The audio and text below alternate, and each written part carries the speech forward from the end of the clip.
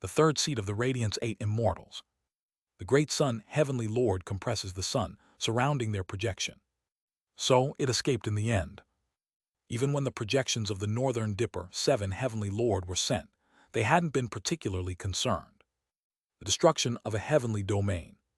What kind of living being could possibly wield such power? It was absolutely impossible. They had simply assumed that Baek-woon, who had reported it, had gone senile. After all, being impaled by Yang Sujin's lightning spear for tens of thousands of years, it's inevitable she would eventually go mad. So even when the subordinate true immortal under Radiance Hall said they casually requested assistance from the Northern Dipper, 7 Heavenly Lord, and Yong-seung, they hadn't thought much of it. Yong-seung acts according to his whims and is unlikely to move anyway, and the Northern Dipper, 7 Heavenly Lords, who have ventured out to the outer sea for exploration, would likely only send 1 or 2 projections at most among the 7, even if they were struck by a sudden surge of goodwill. After those measures were taken, they stopped paying attention. At present, the more urgent issue was dealing with the suspicious movements of the great mountain supreme deity in the Earth axis, heavenly domain. Or so it should have been. The great sun, Heavenly Lord, recalls that moment. The flow of time has twisted. The flow of the predetermined annihilation has been extinguished. As requested, we shall descend. Please provide a detailed explanation regarding this matter. Open the gate of the sun and moon, heavenly domain. We shall descend our projections upon our disciples. The Radiant's 8 immortals had thought that the Northern Dipper, 7 Heavenly Lords, had collectively gone insane. What began from a trivial request for salvation from a lowly being like Baek-woon resulted in the direct disciples of a heavenly venerable, the Northern Dipper, 7 Heavenly Lords, to personally descend upon the sun and moon, heavenly domain. If the great sun, Heavenly Lord, hadn't personally observed the situation in the sun and moon, heavenly domain, they would have believed that the Northern Dipper, 7 Heavenly Lords had betrayed the Radiance Hall and were scheming to open a path to the sun and moon, heavenly domain. However, in the sun and moon, heavenly domain, the great mountain supreme deity's phenomena extinguishing mantra was being activated more intensely than ever before. The Radiant's 8 immortals could not help but be enraged. The reason for the great mountain supreme deity's suspicious behavior immediately became clear. They were planning something through the terminal in the sun and moon, heavenly domain. The entirety of Mount Sumeru knows well of the great mountain supreme deity's sinister schemes. Though they might appear overtly tyrannical, they are notorious for being a profoundly cunning and sinister individual. Thus, the living being using that phenomena extinguishing mantra must undoubtedly be either the great mountain supreme deity's terminal or a slave bound within their prophecy. Even so, it would be fine if the Northern Dipper, 7 Heavenly Lords, sent their projections directly. That's what they thought. And so, the Radiant's 8 immortals, including the great sun, Heavenly Lord, focused even more on sealing the great mountain supreme deity. The great mountain supreme deity is indeed fearsome, but the Northern Dipper, 7 Heavenly Lords, personally dispatched their projections. Moreover, their disciples who revered the Northern Dipper, 7 Heavenly Lords, were present in the sun and moon, Heavenly Lord. While those so-called disciples were, in truth, no better than scraps, they were still quasi-immortal rank beings in their own right. If those disciples joined forces with the projections of the Northern Dipper, 7 Heavenly Lords, their combined strength would effectively amount to 10 true immortals. No matter how much power one living being wielded through the phenomena extinguishing mantra, they could not possibly overcome the strength of 10 true immortals. Thinking this, the Radiant's 8 immortals focused solely on the Earth axis heavenly domain. Then, the projections of the Northern Dipper, 7 Heavenly Lords, were annihilated. It was said their disciples were utterly defeated and scattered. When they first heard this news, the Radiant's 8 immortals, including the great sun, Heavenly Lord, were displeased. They thought the Northern Dipper, 7 Heavenly Lords, were playing a joke unbefitting their rank. However, it was ultimately revealed to be true, and the Radiance Hall was thrown into utter chaos. If those words were true, then right now in the sun and moon heavenly domain, a nightmare on the level of the vast cold Heavenly Lord in their youth has reappeared. Moreover, the vast cold Heavenly Lord is wielding the phenomena extinguishing mantra. A being with potential rivaling the vast cold Heavenly Lord, in collaboration with the great mountain supreme deity. Just the thought alone is horrifying. Because of this, among the Radiant's 8 immortals, who were monitoring the Earth axis heavenly domain, it was decided for one of them to directly move their projection. It would cause some mental distraction, but the situation left no other choice. The sword spear heavenly lord insisted vehemently on going themselves, but since their presence is needed to suppress the movements resonating in the Earth axis heavenly domain, they could not send their projection. In the end, the third seat of the Radiance 8 Immortals, the Great Sun Heavenly Lord, took action. And the moment the Great Sun Heavenly Lord descended, what they witnessed was the final moment of the true immortal Blood Yin, who had already engaged in a fierce battle with the return of vast cold and was now sacrificing his life in a self-destructive explosion. Kagagagugu, a filthy remnant of the past dares. If this were Yu Hao Ti, the nether devil true lord in his prime, they would have honored his nobility. But this wretched leftover, claiming to be Yu Hao Ti without knowing his place. To the Great Sun Heavenly Lord, someone like Blood Yin was nothing more than filth to be swept away. Although Blood Yin managed to scatter the Great Sun Heavenly Lord's gaze briefly, by self-destructing immediately after their descent, he ultimately failed to conceal the truth. Through their winged garments, the Great Sun Heavenly Lord grasped everything that has happened here. Yes, Enders, or beings also referred to as the Seven Brilliances King. The highest wisdoms, which the likes of leftovers like Blood Yin are incapable of even remembering, had been present there. Have they already been born again? For the true purpose of the Radiance Hall, several conditions must be met. And one of them is the annihilation of the Enders. That filth, it is self-destruct in the end to scatter the Enders across the various heavenly domains.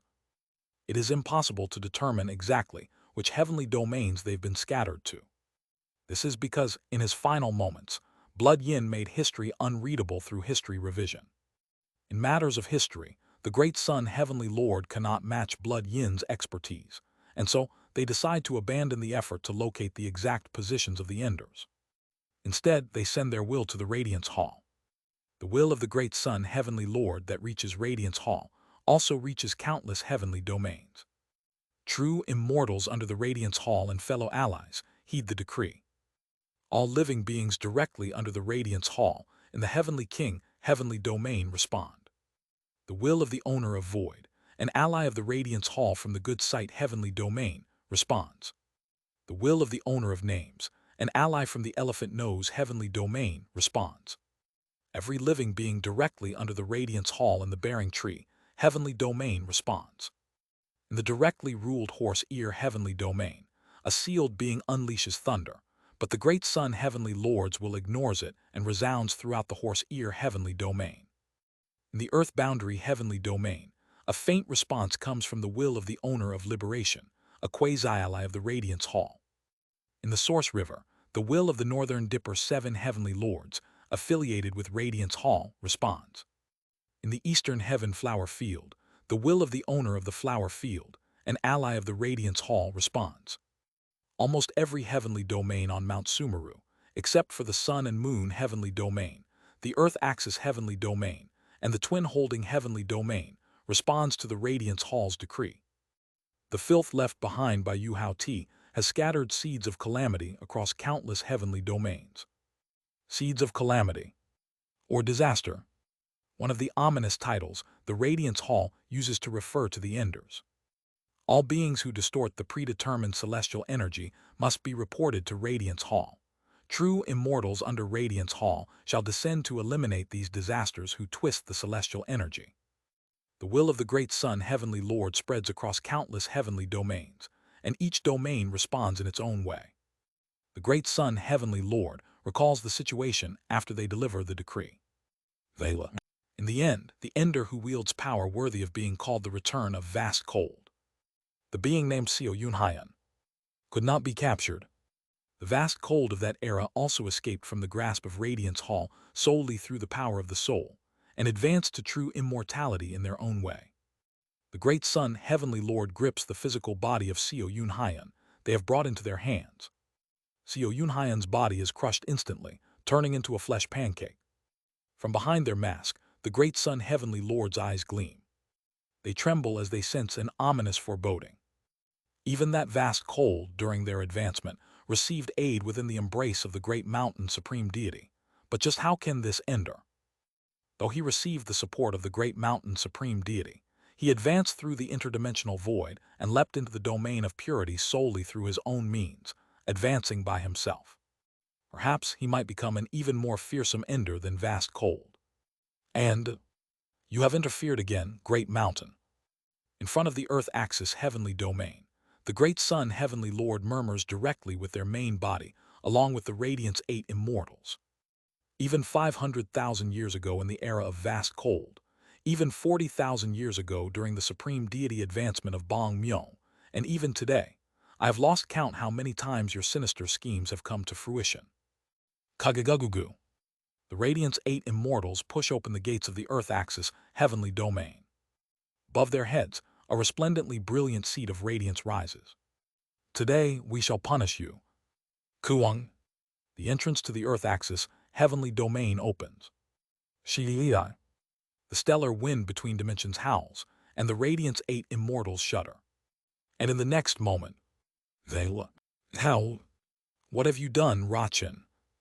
The Radiant's 8 immortals roar furiously toward the now absent great mountain supreme deity, who has vanished without even birds or rats knowing from within the earth-axis heavenly domain. Kagagugugu. Combining their strength, the Radiant's 8 immortals summon the authority of light and set the entire earth-axis heavenly domain ablaze, but the great mountain supreme deity is nowhere to be seen. The sealed great mountain supreme deity has vanished without a trace. The entire Sumeru mountain trembles. Now the return of vast cold no longer seems like such an urgent matter. For the most fearsome devil god in the history of Mount Sumeru has escaped their seal and is now hiding somewhere in the Palace of Light, located in the Heavenly King heavenly domain. At the center of that palace, the Radiant's 8 immortals gather around the round table of radiance. Has the great sun not arrived yet, great forest? Do not rush, Pearl Jade. A reply has come from the owner of names. Great Mountain has abandoned their immortal title and concealed themselves. Instead of their immortal title, a new immortal registry created under the Great Mountain Supreme Deity's true name will soon arrive from the Elephant Nose heavenly domain. Through it, we might discern their movements. How can a hastily created immortal registry accurately reveal Great Mountain's location and movements? At best, it will only show whether their prophecy is being fulfilled. Even that would be monumental. Through it, we can sufficiently locate the Great Mountain. At the center of the Palace of Radiance, inside the meeting chamber of the Radiance Hall, excluding the Great Sun Heavenly Lord, the 8 immortals have gathered. The first seat of the Radiant's 8 immortals. Great Forest Heavenly Lord, Chinese letter, Chinese letter, Chinese letter, Chinese letter. Second seat, Flower Plant Heavenly Lord, Chinese letter, Chinese letter, Chinese letter, Chinese letter. Fourth seat, Torch Candle Heavenly Lord, Chinese letter, Chinese letter, Chinese letter, Chinese letter. Fifth seat, Sword Spear Heavenly Lord, Chinese letter, Chinese letter, Chinese letter, Chinese letter. Sixth seat, Pearl Jade Heavenly Lord, Chinese letter, Chinese letter, Chinese letter, Chinese letter. Seventh seat, Great Sea Heavenly Lord, Chinese letter, Chinese letter, Chinese letter, Chinese letter. Eighth seat, Rain Dew Heavenly Lord, Chinese letter, Chinese letter, Chinese letter, Chinese letter. The 7 heavenly lords exchange countless opinions among themselves as they wait for the new immortal registry promised by the great Sun Heavenly Lord and the owner of the names. Then all of a sudden, flash, one entering nirvana true person enters the meeting hall at the speed of light, holding up a scroll and presenting to them. The naming supreme deity has completed the new immortal registry and has sent it to the rulers of the Heavenly King heavenly domain. The first seat of the Radiant's 8 immortals, the Great Forest Heavenly Lord, nods and gestures with their hand. Sururuk. At their gesture, the immortal registry floats above the round table surrounded by the Radiant's 8 immortals. Chwarek. As the Great Forest Heavenly Lord gestures again, the immortal registry unfurls. The registry displays the pinnacle of Sumeru Mountain. The symbols and names of the 11 governings, the 4 heavenly venerables and 7 supreme deities, are inscribed upon it. Blackened 3 great ultimates. The transparent seed. 6 interconnected stars. White wheel. Lightning spear. Sun and moon pair of eyes. Bird trapped in a cage. Black sun. Taiji in the shape of a fetus.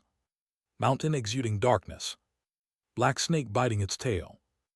Upon seeing these 11 symbols, the Radiant's 8 immortals bow in respect in acknowledgement of their ranks and achievements. However, after offering their respects, most of them simultaneously glare upon the symbol of the mountain exuding darkness. That vile traitor! Just what do they expect to change by crying out for repentant enlightenment while committing the most wicked of deeds? The path of our Radiance Hall has always been obstructed by Great Mountain, more than even the underworld. Just as anger begins to spread among the Radiant's 8 immortals. Sururuk, 8th seat of the Radiant's 8 immortals. The Rain-Dew Heavenly Lord raises one hand. At the gesture of the Rain-Dew Heavenly Lord, who wears a dark blue mask, the Radiant's 8 immortals simultaneously fall silent. Excessive. At that single word, the Radiant's 8 immortals collectively close their mouths. Do not reveal your emotions. We need no emotions beyond our roles as tools. At the cold words of the Rain-Dew Heavenly Lord, the Radiant's 8 immortals calm their agitation and resume their conversation in hushed tones. Is it already 7 supreme deities? It has been 40,000 years since the enthronement of Bang Myo. Who could have imagined it? That the heavenly craftsman once called the left arm of the underworld would be enthroned as the liberation supreme deity and escape the embrace of the underworld. Why not entrust matters regarding the enders to them? They have always sought to use enders as materials. Let us appoint the liberation supreme deity as the chief overseer of tracking the enders. They have always sought to form a proper alliance with us, and through this achievement, we can include them in the alliance of the Radiance Hall. It's when the covenants of the heavenly lords are about to be made. Wararuk. The sun rises in front of the round table. It is the 3rd seat of the Radiant's 8 immortals, the great sun heavenly lord. Why are you so late, great sun? At the reprimand of the great forest heavenly lord, the great sun heavenly lord, wearing a reddish-yellow mask, raises something before them. It is a fragment of flesh. This is the vestige, Chinese letter, of the ender called the return of vast cold that I obtained through my projection. The return of vast cold has learned the phenomena extinguishing mantra, so I took this fragment and briefly ventured out into the outer sea just in case. At the words of the great sun heavenly lord, the Radiant's 8 immortals nod. I see. You resonated it with the domain of Salt Sea, the original owner of the phenomena extinguishing mantra. That's right, and through it I discovered one thing. What is it? The location of Pinglai Island, Chinese letter, Chinese letter, Chinese letter. At those words, the Radiant's 8 immortals collectively shudder. Pinglai Island was in the outer sea. While I cannot track its exact location, the great mountain supreme deity is surely hiding there. For a moment, silence flows over the round table. After a while, the Rain-Dew Heavenly Lord nods. Excellent. Receiving praise from the Rain-Dew Heavenly Lord, the great sun Heavenly Lord shudders and clutches the fragment of Seo Yunhyan's flesh even more tightly. By the way, this immortal would like to study it. It has served its purpose, so do as you wish. The great sun Heavenly Lord hands Seo Yunhyan's flesh fragment, his vestige, to the sword spear Heavenly Lord and then looks up at the newly arrived immortal registry. There, in the order of each governing immortal's symbols, their names are listed. Northern Heavenly Venerable, True Martial Great Emperor, Chinese letter, Chinese letter, Chinese letter, Chinese letter. Eastern Heavenly Venerable, Flower Monarch, Chinese letter, Chinese letter, Chinese letter. Southern Heavenly Venerable, True Ultimate Eternal Life, Great Emperor, Chinese letter, Chinese letter, Chinese letter, Chinese letter, Chinese letter, Chinese letter.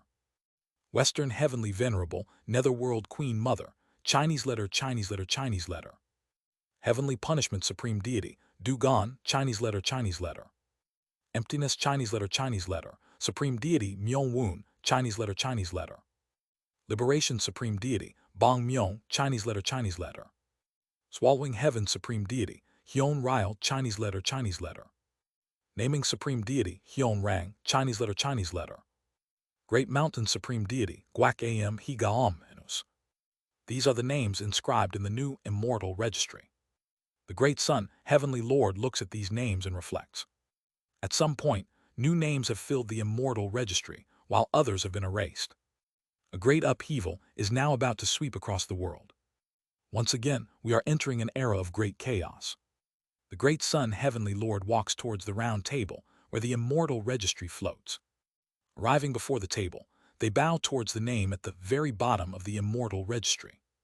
Along with them, the great forest heavenly lord, flower plant heavenly lord, torch candle heavenly lord, sword spear heavenly lord, pearl jade heavenly lord, great sea heavenly lord, and rain dew heavenly lord. All of the Radiant's 8 immortals rise and bow towards the name at the very bottom.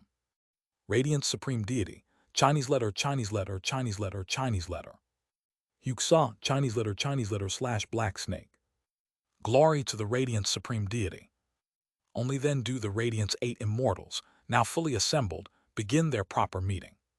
In the center of Radiance Hall, where the great Sun Heavenly Lord has been admitted, the doors of the round table chamber close. Kiyiek. Kung. At the same time, the symbol engraved on the doors of the round table chamber, the symbol of the Radiance Hall. The symbol of the black snake biting its tail, glows brightly, sealing the space so that no one in the 3,000 great thousand worlds can eavesdrop on the conversation of the Radiant's 8 immortals. Now, within this space, a momentous meeting that will decide the fate of the entire universe begins.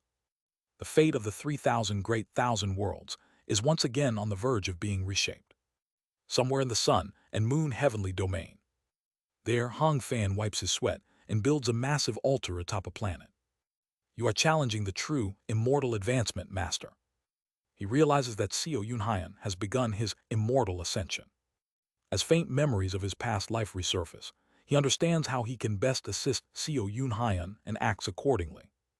I will assist to the best of my ability. Please return safely. Hong Fan, more sincerely than anyone else, prays for the safe return of Xiao Yunhaian and waits endlessly for Xiao Yunhaian's return. As long as we exist beneath this sky, I will forever serve Master with heartfelt loyalty, so please safely complete the immortal ascension ritual and return to us. In a corner of the sun and moon heavenly domain, Hong Fan's voice, filled with hope for Xiao Yunhaian's safety, softly echoes. Author's note. Hello, dear readers. The long Middle Realm arc has finally come to an end. It was a journey filled with many ups and downs, and much was said throughout this arc, but ultimately it has reached its conclusion. I would love to leave a long afterword for the end of the Middle Realm arc, but as the deadline approaches, I'll have to post it separately on my blog. In any case, it was indeed a long Middle Realm arc. With the end of this arc, I plan to take a 1-month break to further refine the story of Regressor's tale of cultivation, which I have been sprinting through like crazy with all my might. The planned return date is September 1st, as summer's heat begins to fade and the power of the great sun, Heavenly Lord, slightly diminishes. To all the readers who have loved the Middle Realm arc thus far, thank you so much, and I too love you all. See you again soon. Translator notes, so based on the way I've been using the terms Koha'onginus versus Kogonghainus, owner of void should actually be owner of emptiness, and emptiness supreme deity should be void supreme deity. The word Koha'onginus, used for void and void shattering, is the same word used as Koha'onginus, emptiness in emptiness supreme deity, and also as Koha'onginus, void in the Akashic records, void record. On the other hand, the word Kogonghainus, used for void and owner of void and interdimensional void, has been translated as emptiness elsewhere in the story. In short, whenever you see the word void, it's referring to Koha'onginus, which is also used as emptiness only in the context emptiness supreme deity, and whenever you see the word emptiness, it's referring to Kogonghainus, which has also been translated as void only for owner of void and interdimensional void. A long dream and illusion. In a world of chaos, seemingly eternal, where the boundary between unconsciousness and consciousness is blurred. In the domain of purity, I finally opened my eyes. No, it feels strange now to use the phrase, open my eyes. I no longer have a physical body, so there are no eyes to close or open. Rather than that expression, saying I regain consciousness seems more appropriate. There's only one task for me now that I have regained consciousness. From deep within my instincts. No, from a realm even more fundamental than that. It is pointing out what I must do and where I must go. In this absolute void, Chinese letter, this realm of nothingness, Chinese letter, I must align my enlightenments with the realm of existence, Chinese letter, that gave birth to the being that is me, forming the Taiji, Chinese letter. I can sense that the realms of life and death are converging into Taiji, Chinese letter, and being accepted into me. I recognize that I am becoming an existence that transcends life and death itself. I recall the entire path of immortal cultivation that I have walked thus far. At the Qi gathering Chinese letter stage, I accepted the yin-yang, 5 elements and primordial chaos, laying the foundation for immortal cultivation. At the first star of Qi refining, I activated the spiritual meridians of the 72 earthly fiends. At the second star of Qi refining, I condensed the spiritual natures of the 36 heavenly spirits within my body. At the third star of Qi refining, I attuned my body to the spiritual power waves of the 12 earthly melodies. At the fourth star of Qi refining, I internalized the symbols of the 10 heavenly stems and learned the foundations of formations. At the fifth star of Qi refining, I mastered the flow of the 9 palaces within my body. At the sixth star of Qi refining, I further refined the flow of the 9 palaces into the 8 trigrams. At the seventh star of Qi refining, I performed the 7 stars ritual and received the world's permission to walk the path of immortal cultivation. At the 8th star of Qi refining, I stimulated my consciousness through the 6 harmonies all paths and adapted my body further to spiritual energy. At the 9th star of Qi refining, I specialized my attributes through the 5 elements' true meanings. At the 10th star of Qi refining, I stabilized the internal flow of spiritual energy I created to create the twin meridians of Yin meridian and Yang meridian through the 4 symbols' 2 meanings. Letter 1D640, letter 1D4B6, letter 1D594, letter 1D51F, E circumflex. At the 11th star of Qi refining, I created a spiritual pathway through my upper, middle, and lower dantians through heaven-earth-man unification. At the 12th star of Qi refining, I integrated the twin meridians of Yin meridian and Yang meridian into a single meridian through 2 meanings combined to 1. At the 13th star of Qi refining, I created a condensed core of spiritual energy within my body through 1 origin 1 convergence. TL, previously translated as unified origin. At the 14th star of Qi refining, I detonated that condensed core, forming a spiritual cloud and laying the foundation for entering the Qi building stage. The Qi refining stage can be summarized as the process for mortals to become accustomed to spiritual energy. Looking back, the proper foundation of immortal cultivation seems to begin at the Qi building stage. The early, mid, late, and grand perfection stages of Qi building. First constellation, horn, neck, root, room, heart, tail, winnowing basket. Second constellation, ladle, ox, girl, emptiness, rooftop, chamber, wall. Third constellation, legs, bond, stomach, hairy head, net, beak, triple stars. Fourth constellation, well, ghost, willow, star, extended net, wing, chariot. Through the formula of each stage, I condense spiritual natures within me, rehearsing for the star-shattering stage. Moreover, I grasp the starting point for acquiring attraction force by forming stars within my body, laying the foundation for heaven. Reflecting on it now, the condensation of spiritual natures during the Qi building stage was ultimately the first step towards understanding attraction force. The early, mid, late, and grand perfection stages of core formation. Heavenly market enclosure, its form commands without adornment. Supreme palace enclosure, its service commands reverence. Purple forbidden enclosure, its nurturing commands benevolence. Celestial dominion, its duty commands righteousness. Through the formula of each stage, I divided the domain of heaven, created a path through which spiritual natures could move, and at the same time made my body both the people and the nation, crowning my soul as the king and turned myself into an altar. Looking back, the most important thing in the core formation stage was to divide the domain of heaven to create a path, allowing the spiritual natures to operate. Nascent soul stage. From the nascent soul stage, one condenses the nascent soul. This nascent soul can be described as an armor of spiritual energy donned by the spirit, as well as a tool that allows one's will to interfere with reality itself. Furthermore, as Qi becomes densely compressed to its utmost limit, it serves as a starting point to transcend the plane of Qi and catch glimpses of other planes. The early, mid, late, and grand perfection stages of nascent soul. As constant as the moon, as the rising of the sun, as long-lived as the 5 great mountains, unswerving and uncollapsing. In the golden core where only the concept of heaven existed, the moon is engraved to create night, and the sun is engraved to create day. Then, by establishing the 5 great mountains to create the 4 directions, the concept of earth is established for the first time, and the directions are symbolized as the pillars supporting the heaven. Afterward, by combining all these concepts and reflecting on oneself, once again, the heaven and earth, along with all their forms and transformations, are absorbed into oneself to perfect the nascent soul even further. Thus, the nascent soul stage is completed. The heavenly being stage. Spring, will to become an immortal established. Summer, unswayed amidst the heavenly mandate. Autumn and winter, heavenly compliance, heart's governance. Although various principles are attached, the most important formulas across the early, mid, and late stages of the heavenly being stage ultimately revolve around spring, summer, autumn, and winter. These are considered the formulas of the four seasons. Paralleling human life to the flow of the four seasons are the formulas attached to spring, summer, autumn, and winter. And the formula that comes after the winter of life. Acceptance at fate's end. Along with this is the immensely long formula of vast cold.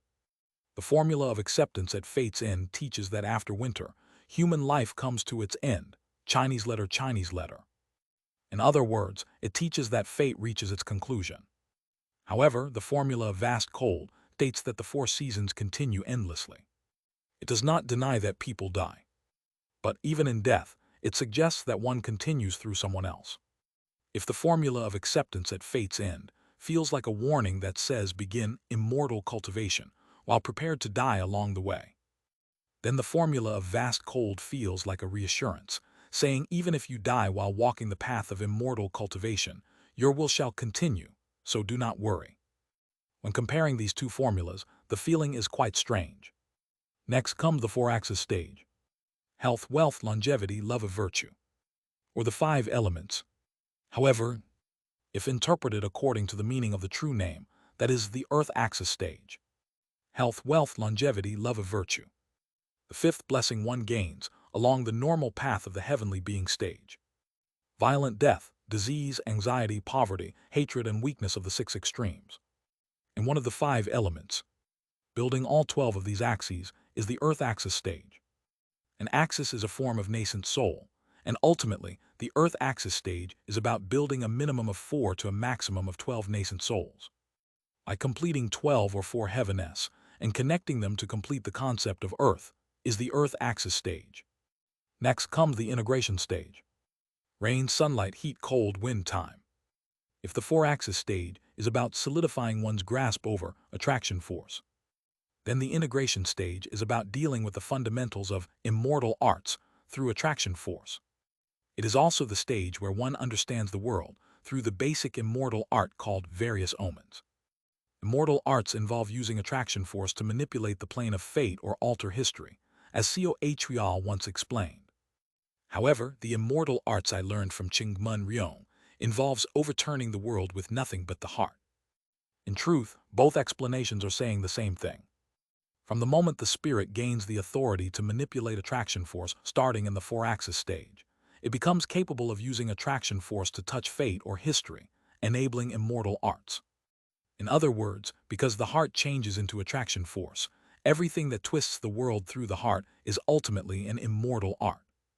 However, if the immortal arts Co. Huial explained involve twisting the world through attraction force appropriate to one's realm, Qingmun Ryong's immortal arts involve distorting the world through the heart, which is not related to one's realm. In other words, attraction force and heart. The difference between the two lies in which aspect was given more emphasis in their explanation of immortal arts. Star-shattering stage. Rain, clearing, cloudiness, one of connection, crossing inner diagram, outer diagram.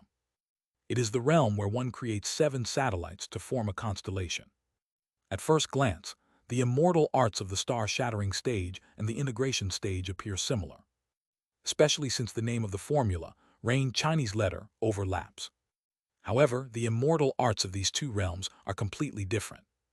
If the immortal art of the integration stage, various omens, simply manipulates celestial phenomena, then the immortal art of the star-shattering stage, examination of doubts, manipulates planes. The heavenly rain great star of the star-shattering stage engraves the form of rain Chinese letter upon the planes of qi, soul, and fate. In the plane of qi, it manifests as simple rain, but in the plane of soul, melancholy infects, and in the plane of fate, darkness and misfortune gradually begin to spread. The heavenly clearing great star engraves the form of clearing Chinese letter upon the plains. In the plane of chi, the weather clears, in the plane of soul, melancholy disappears, and in the plane of fate, misfortune dissipates. The heavenly cloudiness great star engraves the form of cloudiness Chinese letter. In the plane of chi, spring wells gush forth from beneath mountains. In the plane of soul, ignorance takes root. And in the plane of fate, the future grows uncertain. The heavenly want of connection great star engraves the form of want of connection, Chinese letter. In the plane of chi, vegetation sprouts. In the plane of soul, transmission occurs. And in the plane of fate, fortune and misfortune are passed on to others. The heavenly crossing great star engraves the form of crossing, Chinese letter. In the plane of chi, it begins the hunt of beasts. In the plane of soul, patience. And in the plane of fate, it symbolizes victory in war. The heavenly inner diagram great star and the heavenly outer diagram great star respectively symbolize the inner and outer trigrams of the 8 trigrams, serving as the foundation to not only divine one's own fortune, but also to subtly interfere with the fate of others. Now the sacred vessel stage. Year, month, date, hour, calendar. Correctness and straightforwardness, strong rule, mild rule. During the sacred vessel stage, truly many things happened. So many things occurred that they couldn't be fully perceived at the time, but only understood now. Light. Light is ultimately close to the essence of heaven and earth, spiritual energy. To be precise, without light, no living being in heaven and earth can dare to begin immortal cultivation. Yes, light is the origin of spiritual roots. When cultivating the formulas of year, month, date, hour, and calendar, I simply thought I see, but in hindsight it's quite a bizarre feeling. Because this means the fundamental path of immortal cultivation for all living beings and all cultivators in this world is ultimately determined by light. Light itself is not heaven and earth's spiritual energy. However, light serves as an essential medium for receiving heaven and earth spiritual energy. Yes, light is absolutely indispensable for immortal cultivation. Without light, no one can even dare to begin immortal cultivation. The formulas of year, month, date, hour, and calendar are the basic immortal art for handling light. The formulas of correctness and straightforwardness, strong rule and mild rule are immortal art formulas for actively wielding light against others. Cultivating according to the formulas of correctness and straightforwardness, strong rule and mild rule, and using the authority of the 8 paths to wield living beings in the middle realm with fate is the cultivation of the sacred vessel stage. And the final realm for mortal beings. Entering nirvana stage. The only formula in entering nirvana is royal perfection, and there are no stages such as early, mid, late, or grand perfection. There is simply the formula of royal perfection and the name of entering nirvana. That is all. From the entering nirvana stage, lifespan has no meaning. In the 4-axis stage, 50,000 years. In the integration stage, 100,000 years. In the star-shattering stage, 1 million years. In the sacred vessel stage, 10 billion years. However, from the entering nirvana stage, one can perform rituals to the heavenly domain and extend their lifespan as much as they are permitted. Moreover, the heavenly domain is not typically a sentient entity that lends power and takes it back. Thus, when an entering nirvana stage performs a ritual, the heavenly domain typically grants them power. In other words, performing a ritual at the entering nirvana stage is essentially extracting and eating heaven and earth spiritual energy from the heavenly domain. The more an entering nirvana clings to the heavenly domain and eats heaven and earth spiritual energy, the more they can freely extend their lifespan at will. Of course, in return, they must offer the heaven and earth spiritual energy they generate themselves back to the heavenly domain. However, what matters is the enlightenment of the entering nirvana stage. The chi refining stage familiarizes one with spiritual energy. The chi building stage grasps the starting point of heaven. The core formation stage partitions heaven and establishes the framework. The nascent soul stage completes the basic structure of heaven. The heavenly being stage perfects heaven. The 4-axis stage perfects earth. The integration stage unites heaven and earth, creating a world and begins to understand attraction force. The star-shattering stage manifests the world one has created into reality. The sacred vessel stage governs the real world with immortal arts through one's own world. These are the enlightenments gained from the chi refining stage to the sacred vessel stage. Then what is the enlightenment gained at the entering nirvana stage? Feeling life and death gradually condensing around my immortal art, the impermanent sword, I begin to reflect on the enlightenment gained at the entering nirvana stage. The greatest characteristic of the entering nirvana stage is the mastery of planes. The heaven tribe controls the plane of fate, and the earth tribe controls the plane of chi. Thus, the earth tribe can read their own history, the history engraved in their genes, and the wisdom contained within it. And they come to understand the reason they were born into this world. The heaven tribe is the same.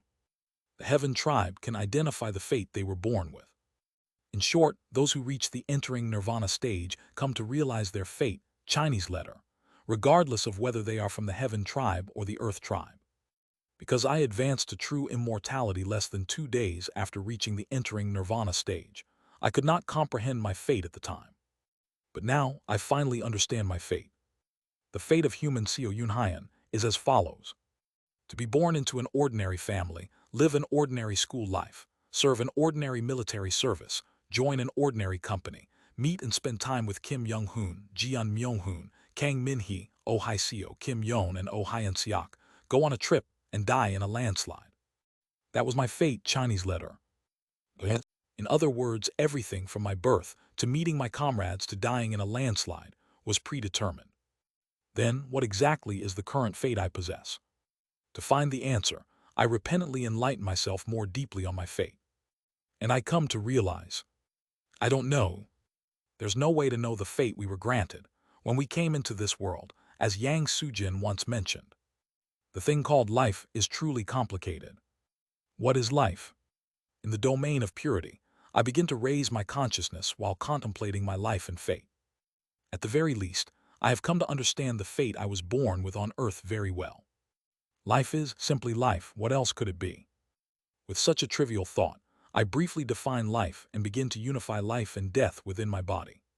And my consciousness begins to rise rapidly from the domain of purity. Before me stretches an endless sky full of stars. That starry sky is none other than the culmination of everything I have achieved so far. The journey of my cultivation is contained within that starry sky. I see. TSDS. When I think about it, isn't it strange?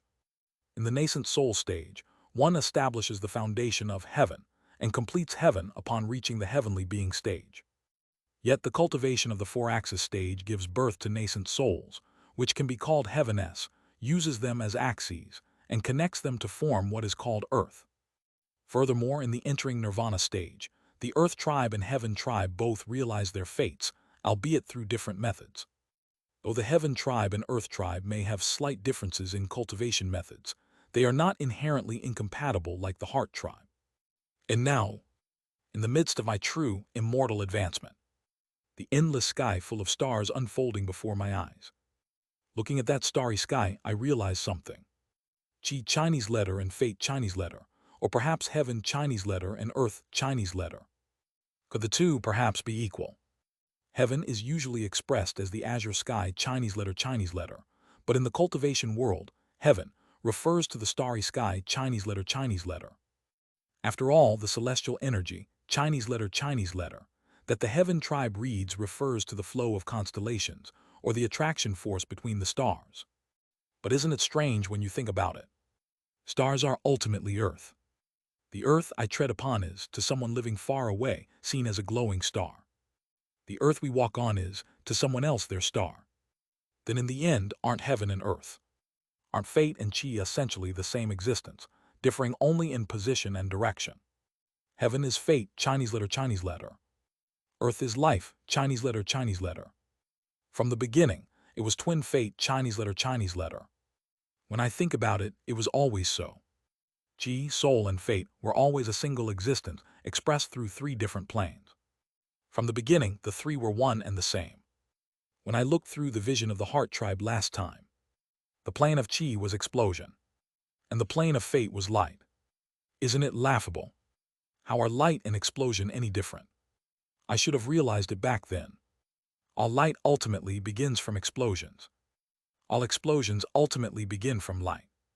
The only difference is direction. Fate and history are the same. The moment I realized this, I finally feel life and death completely merging within me. At the same time, as life and death fuse together, they begin to create my new physical body. A new body centered around my immortal art, the impermanent sword. A new world is being born. Within that world, my life Chinese letter is contained. Kurururura. The colorless sword enclosure reveals itself. At the same time, a massive mist shrouds the surroundings of the colorless sword enclosure, and brilliant auroras shine through the mist, creating a breathtaking spectacle. A world covered entirely by sword mountains, yet at the same time, it is also a star. This star, roughly the size of a middle realm, emits a soft, candle-like white light. This is my new body. It is essentially an immortal body. Of course, it's not yet fully completed. Only one aspect of the immortal body is finished. At a glance, it doesn't seem all that different from the entering nirvana stage, but there's an overwhelming difference. Chi soul fate, it doesn't belong to any domain. I begin to confirm my position. At the same time, I realize that I have become able to perceive a very bizarre world. It is bizarre, yet it feels familiar. Black sky. It is a world where heaven and earth consist only of darkness. In this world of pure darkness, I am emitting a faint light. However, it's not exactly a universe like the astral realm. Because here, a clear distinction between above and below exists. Below is filled with endless darkness, and an ominous feeling brushes against my soul, telling me that if I fall below, my very existence will be shattered. This premonition, having reached immortal rank, cannot be wrong. And what exists above is an overwhelmingly familiar sight. 10 seats. The 10 seats I have seen every time during my regressions are shining from the celestial sky, illuminating the darkness. If I had not been aware that I am alive, I might have mistaken this moment for a regression. Is that the authority of the governing immortals? It does not seem to be the governing immortals themselves. It must be the domain they govern. At the same time, I see light. This is, upon closer inspection, the light is not only emanating from the governing immortals, but also faintly glowing from other places. But the brightness is so low that it is difficult to perceive clearly, giving the impression that the surroundings are filled with pure darkness. Yet the light undoubtedly exists, and it is illuminating countless paths before me. The light is showing me the way. I realize what these countless paths represent. They symbolize the Tao I must walk as an immortal from now on. Without hesitation, I choose one of these paths of light. It's already been decided. Step. Woven. As I direct my will towards one path, the light signifying that path connects to my world. My Tao is the cause and connection of all phenomena. And the way to accumulate cause and connection of all phenomena is repentant enlightenment. I will walk the Tao of repentant enlightenment. Flash. At the same time, my new body is fully formed. This is no longer just a world. Huarurururuk. While the colorless sword enclosure still exists within me, it is now merely one aspect that constitutes me. A fusion of mist, auroras, and glass flickering like candle flames. This has become my new body. And at the same time, my domain Chinese letter, authority domain. Kururururu. Simultaneously, an immense shock strikes my mind. This is the Tao I must walk from now on. I look up at the path, connected to me through the light. The path stretches toward the sky. And at the end of that path, in the area where the sky exists, lies one of the 10 seats. One of the 10 seats, and a presence all too familiar to me. The true name of that presence flows into me. Great Mountain Supreme Deity, Chinese letter, Guac AM, He Gaom. The moment I recognize Guac AM, a certain gaze descends from Guac Am's direction. A gaze filled with indifference. However, I understand the meaning contained within that gaze. Come up, higher and higher, even further upward. Simultaneously, a certain will flies towards me from the Great Mountain Supreme Deity connected to me. Split letter F9A0. Kurururung. An overwhelming pain washes over me. It is not merely physical, it includes mental anguish as well. An intensely sinister and filthy pain engulfs my entire being. It feels as though not only my mind, but also the physical body I have just formed, will be completely torn apart. However, I am not afraid. I face the will of the great mountain supreme deity head-on, accepting all the pain that assaults me. After some time, the pain subsides, and Guac AM withdraws their gaze. Await, senior brother. I reshape my new body into a human form and look up at the sky. I will come. Thus, crossing countless spans of time, I finally regained consciousness within the domain of purity and embraced death. Then, centering on the impermanent sword, I condensed a body that transcends life and death, reaching a new realm. As for what path I will walk, I decided the Tao I will seek, connecting my immortal art with my path, and engraved my domain upon the world. I even overcame the advancement tribulation, enduring the gaze of a governing immortal. At last, I have succeeded in advancing to the rank of a true immortal. So this is the true immortal realm. A world filled with darkness, a clear distinction between above and below, and a path of light connecting me to one of the 10 seats in the celestial sky, the seat of the great mountain supreme deity. A repulsive gaze coming from an unknown source. My immortal art that becomes increasingly firm. My consciousness that feels as though it could cover heaven and earth. And the sun and moon heavenly domain that I sense around me. Woven, I quietly perceive the sun and moon heavenly domain. I see. The true immortal realm is not structured like the middle realms when one ascends. Instead, it overlaps upon the heavenly domain. But it differs from the 4 dimensions symbolizing death. The planes of chi, soul, and fate. It is a new plane that transcends them. It's not a plane like the overlapping dimensions of the astral realm. It is a world that has always existed from the start, but could not be perceived by beings of lower ranks. Beyond chi, soul, and fate, the immortal domain I had mentally reached through the Sumeru sword dance. The plane of true immortality. That is the true immortal realm. This is the true nature of what they call the great boundary. Woven, I realize how I must cultivate moving forward. I must head upward. I look downward. From below, a certain attraction force is pulling me. I cannot shake off the feeling of being bound by that immense pressure. And I realize that to break free from this binding force, I must fill this world of darkness with the light I radiate.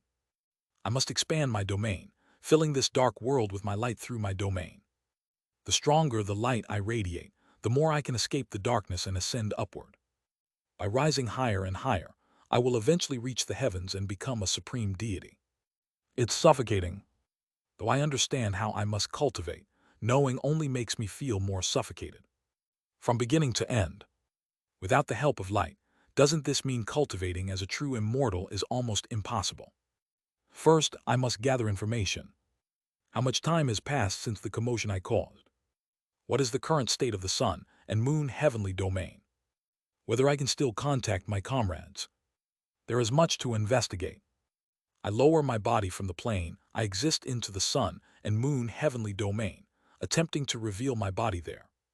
It is then, Payet, vapor. When I come to my senses, I realize I've entered a massive world of vapor. This place is, just as I raise my guard, Kagagugu. Beyond the world of steam, I sense a colossal existence gazing at me. Feeling the aura of the being sends chills throughout my body. This being is one of the 10 seats in the black sky. This immortal is the naming supreme deity, Chinese letter, Chinese letter, Chinese letter, Chinese letter, Hyun Rang, Chinese letter, Chinese letter. I tremble under the overwhelming presence that feels as if it could stop my breath. However, it is not beyond what I can endure, unlike before. It merely feels like staring directly at the sun through tinted glasses. Simply looking at governing immortals no longer feels as threatening as it once did. At the same time, the human race's progenitor, immortal beast Pangu. I face that existence and offer my bow. I greet the high spirit Grand Tao 9, heavens overseeing fate preserving life celestial great emperor. Vapor coils around me, wrapping the surroundings in an illusory, dreamlike distortion. I have come to bestow upon you the tribulation of immortal ascension, yet you have already endured it. Do you have ties with another supreme deity? At that question, I ponder briefly before closing my mouth. Seeing my silence, Hyun Rang stirs knowingly within the vapor. Silence is it? That is acceptable as well. In any case, since you have endured the tribulation, receive what is rightfully yours from this immortal. What am I to receive? At my question they speak. The following words make me flinch in surprise. An immortal title, Chinese letter, Chinese letter. It is a name, a gift, and an insight bestowed upon all ascending true immortals by this naming supreme deity. Once granted an immortal title, your name will be inscribed in this immortal's immortal registry, and it will provide immense aid on your journey to becoming a supreme deity. Kagagugu. From within the vast world of vapor, a vast hand emerges. The hand is clenched into a fist, as though holding something inside. Jade. When the hand opens, several clumps of light emerge from within. Each of these names exude a feeling remarkably close to my essence. It seems the naming supreme deity achieved a profound level of insight about me with just a single look. These are names befitting your essence as a true immortal. I gaze at the immortal titles laid out before me.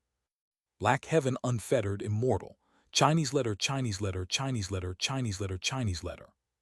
Obsidian Great Refusing Understanding Immortal, Chinese letter, Chinese letter, Chinese letter, Chinese letter, Chinese letter, Chinese letter, Chinese letter. Dark Heaven Impermanence Immortal, Chinese letter, Chinese letter, Chinese letter, Chinese letter, Chinese letter. Crystal Glass All Extinguishing Black Heaven Great Immortal, Chinese letter, Chinese letter, Chinese letter, Chinese letter, Chinese letter, Chinese letter, Chinese letter, Chinese letter. Mahakala Devil Devouring Immortal, Chinese letter, Chinese letter, Chinese letter, Chinese letter, Chinese letter, Chinese letter. Joyful Asceticism Overcoming Fate Golden Immortal, Chinese letter, Chinese letter, Chinese letter, Chinese letter, Chinese letter, Chinese letter, Chinese letter, Chinese letter. End to Crystal Glass True Immortal, Chinese letter, Chinese letter, Chinese letter, Chinese letter, Chinese letter, Chinese letter, Chinese letter. 7 immortal titles in total.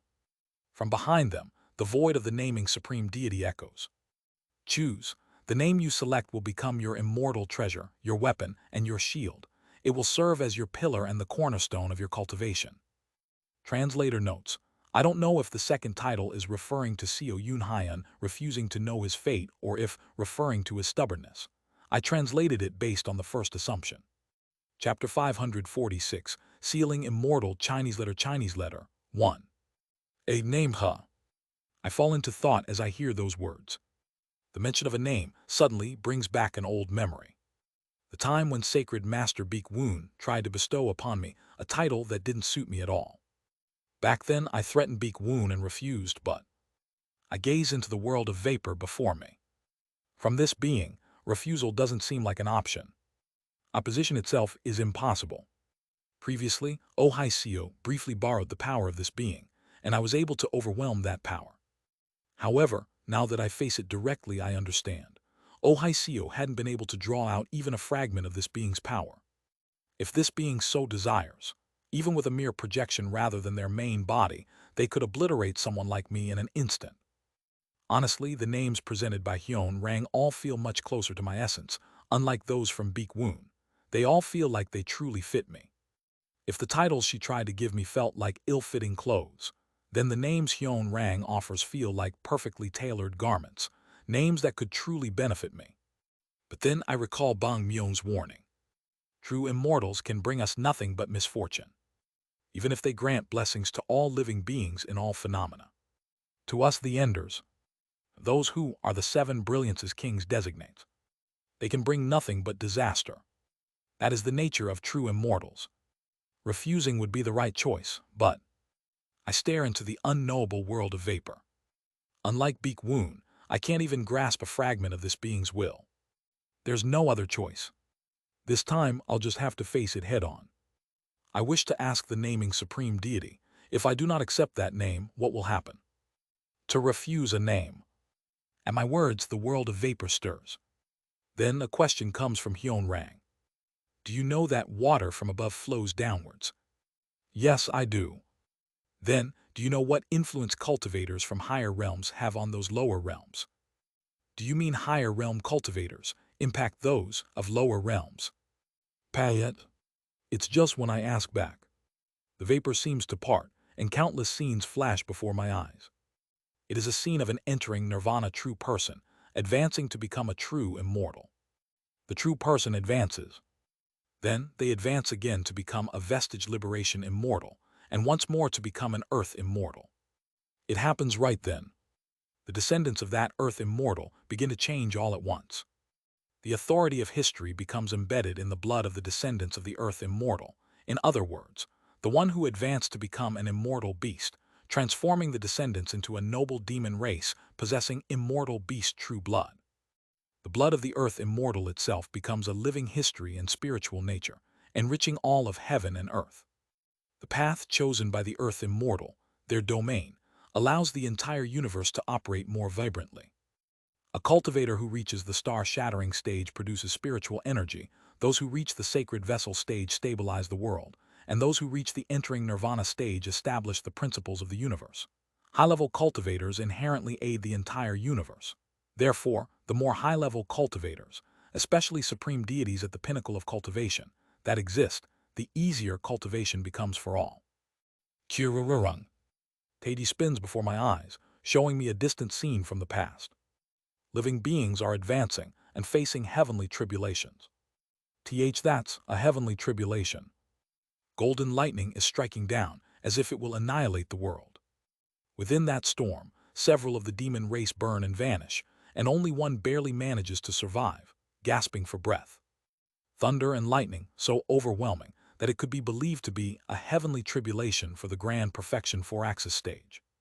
Yet the surviving demon race who underwent transformation is only at the nascent soul stage. A mere nascent soul demon beast faced a heavenly tribulation meant for the grand perfection 4-axis stage.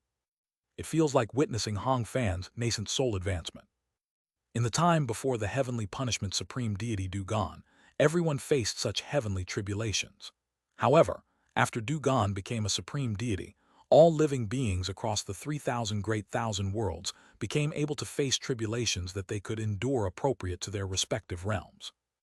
In the absence of this immortal, it was far more difficult for everyone to walk their path through a fitting immortal title. The name of this immortal is an unparalleled blessing to you. Receive a name from this immortal and walk the path of an immortal more firmly. Vela. The more high-level cultivators there are, the easier the path of immortal cultivation becomes. Even just in the star-shattering stage, the more esteemed ones exist, the more heaven and earth spiritual energy accumulates. It's a reasonable statement. But I am an ender. I cannot receive a gift from a true immortal. I am grateful for the supreme deity's goodwill. However, I do not believe that goodwill ever comes without a price. A price? If bugs were to scavenge and eat the crumbs you left behind and survive, would you demand payment from them? Vela. The gap between you and this immortal is as vast as that between a bug and a human. This immortal expects no compensation from someone as small as you. Yet, even without expectation, retribution finds its way back. Therefore, I cannot lightly accept grace from the supreme deity. Are you saying you can refuse this name? Wu-Weng. The naming supreme deity brings the 7 names slightly closer to me. At that moment, I am struck by an overwhelming impulse, unlike anything I've ever felt before. It's an impulse stronger than sexual desire, stronger than hunger, stronger than the urge to sleep. It's a desire for a name, more intense and consuming than any other desire or yearning.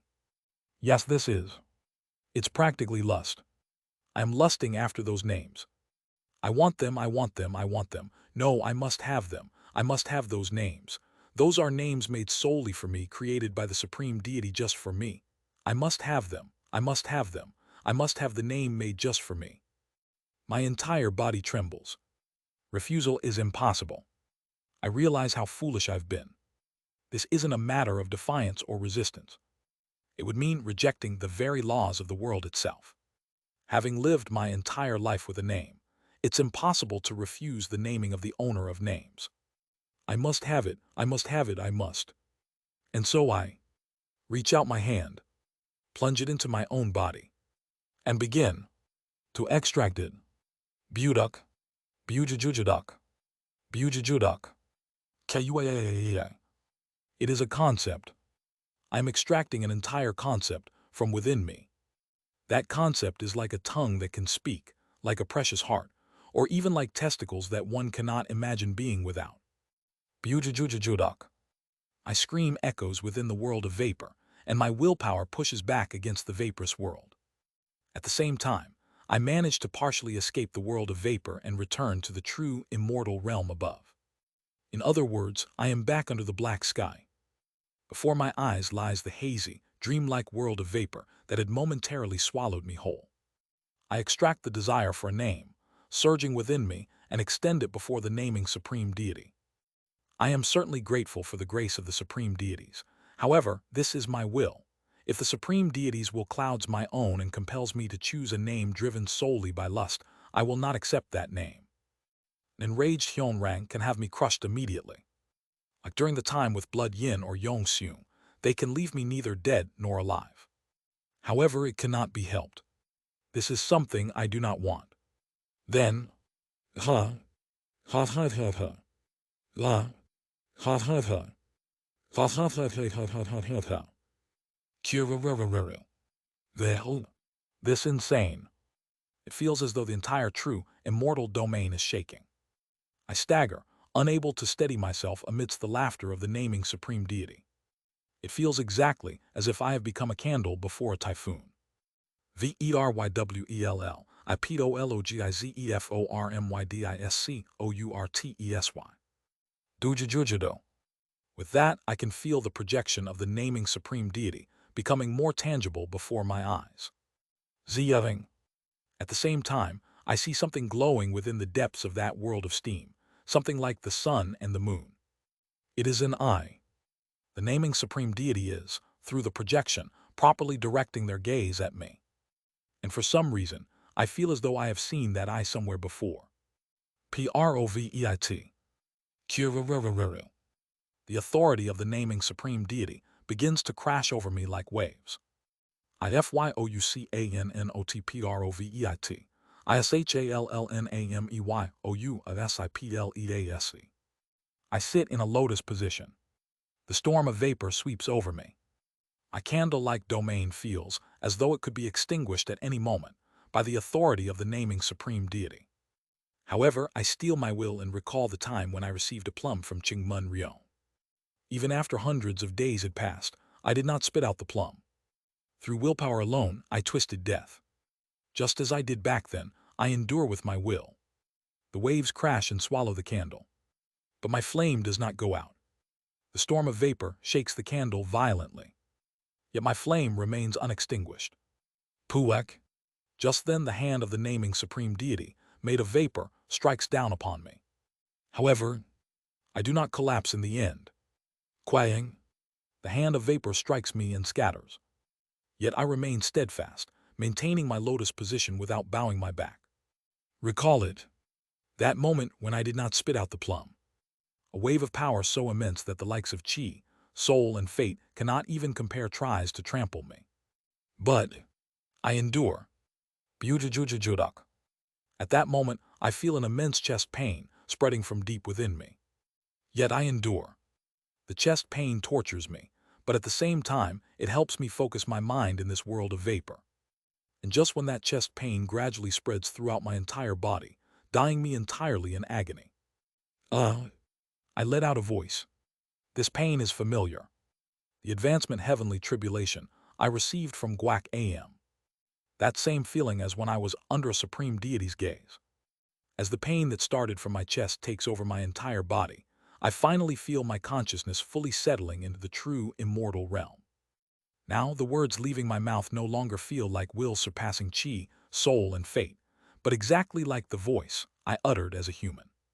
Just when I realized that, Puek, the storming world of vapor, disappears in the blink of an eye. And before me lies a humanoid mass of vapor, sitting in the same lotus position as me. Have you realized it? Yes, this must be the beginning of proper immortal arts. Excellent. They quietly express their admiration, and I quietly let out a sigh. Even after understanding immortal arts properly at the true immortal rank, while opposing Hyun Rang's authority, and becoming accustomed to the true immortal realm, Hyun Rang's voice still feels like hearing the will of a true immortal as a mortal being. Originally, I intended to crush you with the intent to truly kill, not to grant enlightenment, but you overcame it. Indeed, this immortal truly wishes to grant you a name. If it's a gift, I must refu. What if it's not a gift but a transaction? Pardon, I imposed a trial upon you with the intent to kill. By overcoming it, you have proven yourself as someone who can trade equally with this immortal. If you offer something of yours, I shall grant you a name you desire. At those words I swallow hard. Though I had previously refused a gift, even if it meant tearing away a part of the depths of my soul. If it's a transaction, the situation changes. What immense greed I feel. That must mean the naming Supreme Deity's name is unimaginably essential to the cultivation of a true immortal. After much contemplation, I make my decision. If it's a transaction, I will comply. What does the Supreme Deity desire? Offer something you consider precious, then I shall grant you a name. Understood. Without hesitation, I offer what I hold in my hand. Something that resembles a tongue, a heart, or perhaps even testicles. A writhing thing that's formed of candle, flame, or glass flies towards the being of vapor. It is the desire for names that I had just extracted. I will accept the name, but I will not be swayed by it. Instead, please accept this. At my words, Hyun Rang remained silent for a moment before starting to laugh again. Ha ha ha ha ha. Ha ha ha ha ha ha ha. For some reason, it is a laugh that sounds pleased. Good, take it, the name you desire. I reach out to one of the 7 immortal titles that float before me. And to Crystal Glass True Immortal. That is also a fine name. And then, grasping one part of that name, I immediately use an immortal art. Split. Through the great mountain-splitting emperor technique, which has risen to the domain of immortal arts, the characters of N to Crystal Glass True Immortal, Chinese letter, Chinese letter, Chinese letter, Chinese letter, Chinese letter, Chinese letter, Chinese letter, split into 7 pieces. Among them, I do not covet anything else, only accepting the 2 characters Crystal Glass, Chinese letter, Chinese letter. These 2 are enough. Vela, the naming Supreme Deity, who remains silent for a while at my behavior, lets out a clear laugh once more. Excellent. Not a name given by another, but a name chosen by oneself, is it? Very well. That will henceforth be your immortal title as a true immortal. The human of vapor points a finger towards me. The 2 characters seep into the place in my chest where the desire for names had been extracted. Crystal Glass being Chinese letter, Chinese letter, Chinese letter, Seo Yunhyan.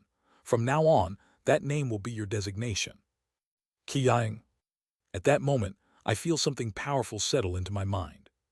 Thus, I receive my immortal title from the naming Supreme Deity Hyun Rang, the progenitor of the human race, and finally receive my immortal conferment as a true immortal. What I received from you, I will plant as a seed, and when you surpass immortal lords, I will return it to you as a new name. Finished speaking, the human of vapor scatters with the wind and vanishes. Leaving their final words behind, the naming Supreme Deity Hyun Rang returns to where they originally came from. Beware of the snakes, for they are after you. Their will carries meaning, and I instantly understand what they mean. At the word snakes, the meaning of Radiance Hall is imprinted into my mind. Radiance, it seems immortals often refer to the forces of light as snakes.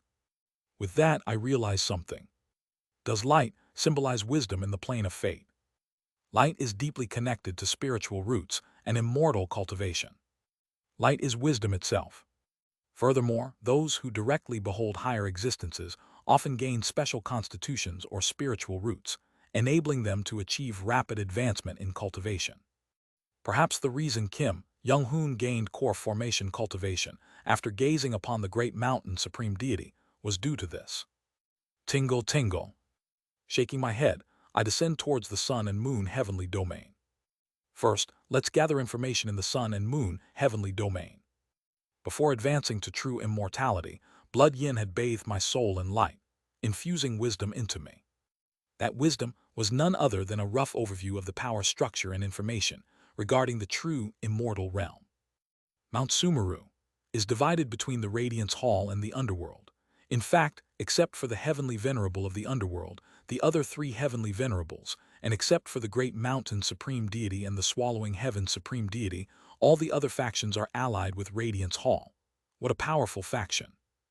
Though it seems that, although the Supreme Deities and Heavenly Venerables are nominally allied, they also maintain connections with the forces of the underworld behind the scenes, walking a delicate tightrope. so they're aligning themselves with whichever side offers them even the slightest greater advantage. I also understand what the naming supreme deity meant when they said that Radiance Hall would target me. The problem was defeating the Northern Dipper, 7 heavenly lords alone. Because of that, Radiance Hall, which had once been driven to the brink of annihilation by the vast cold heavenly lord, is now terrified and seeks to capture me. Wu-Wung, descending from the plane of fate, past the plane of soul, and into the plane of chi where the sun and moon heavenly domain lies, I organize the power structure of Mount Sumeru in my mind, along with essential terminology and common knowledge necessary for a true immortal. Still, thanks to Blood Yin instilling so much knowledge before departing, I've avoided the situation of being clueless about everything. So this sun and moon heavenly domain is considered a closed dimension and is typically managed by the Radiance Hall, Even most true immortals cannot casually enter here. Only true immortals affiliated with the Radiance Hall, those permitted by the Radiance Hall, the Reapers of the Underworld, and the Heavenly Venerables can enter. I now understand why the true immortals who are said to often meddle with the world are nowhere to be seen in the sun and moon heavenly domain, except for Blood Yin. And beyond the entrance to the sun and moon heavenly domain blocked by Yang Sujin, the heavenly domain directly connected to it is. At last I descend fully into the sun and moon heavenly domain. But the moment I arrive, I freeze in place. Heavenly King heavenly domain. The sun and moon heavenly domain is directly connected to only the Heavenly King heavenly domain. The wisdom from Blood Yin had already informed me who governs the Heavenly King heavenly domain. It is directly ruled by the Radiance Hall. That's right. Yang Sujin blocked the entrance with his ring finger to prevent the forces of light from directly interfering with the sun and moon heavenly domain. Because of this, I had assumed that no beings from the Heavenly King heavenly domain would be here. Or at most, they would descend through projections, like the great Sun Heavenly Lord had done previously. But why on earth? The moment I descend into the sun and moon heavenly domain, I cannot move as my mind freezes upon seeing the being approaching before my eyes. That being, who has appeared as if predicting that I would arrive in the sun and moon heavenly domain on this day, and this moment, is a giant god wearing a silver mask. Radiance 8 Immortals. 5th Seed. Sword Spear Heavenly Lord. That being has come with their main body. Xiao Yunhaiyan. Sword Spear Heavenly Lord calls my name. And, how strange, I sense that you would descend here after completing the advancement ritual.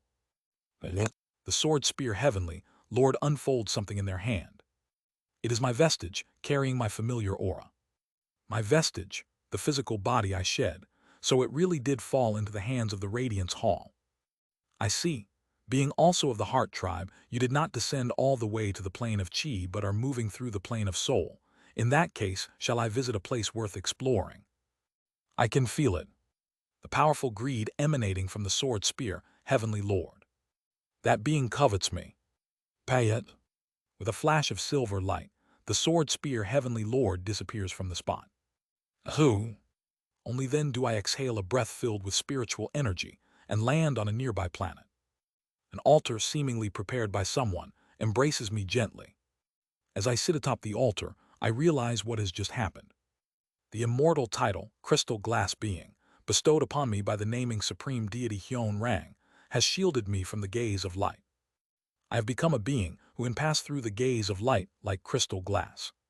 Translator notes, just a reminder that sealing can also mean conferring something, like conferring an immortal title. I sense the immortal title of Crystal Glass being within me shortly after Sword Spear, Heavenly Lord disappears. The immortal title of Crystal Glass Being.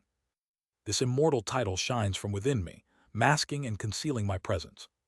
If I use Heavenly Escape, I might escape the Sword Spear Heavenly Lord's gaze, but Heavenly Escape requires reaching the domain of purity, and using it is practically a life-or-death gamble, consuming an immense amount of energy.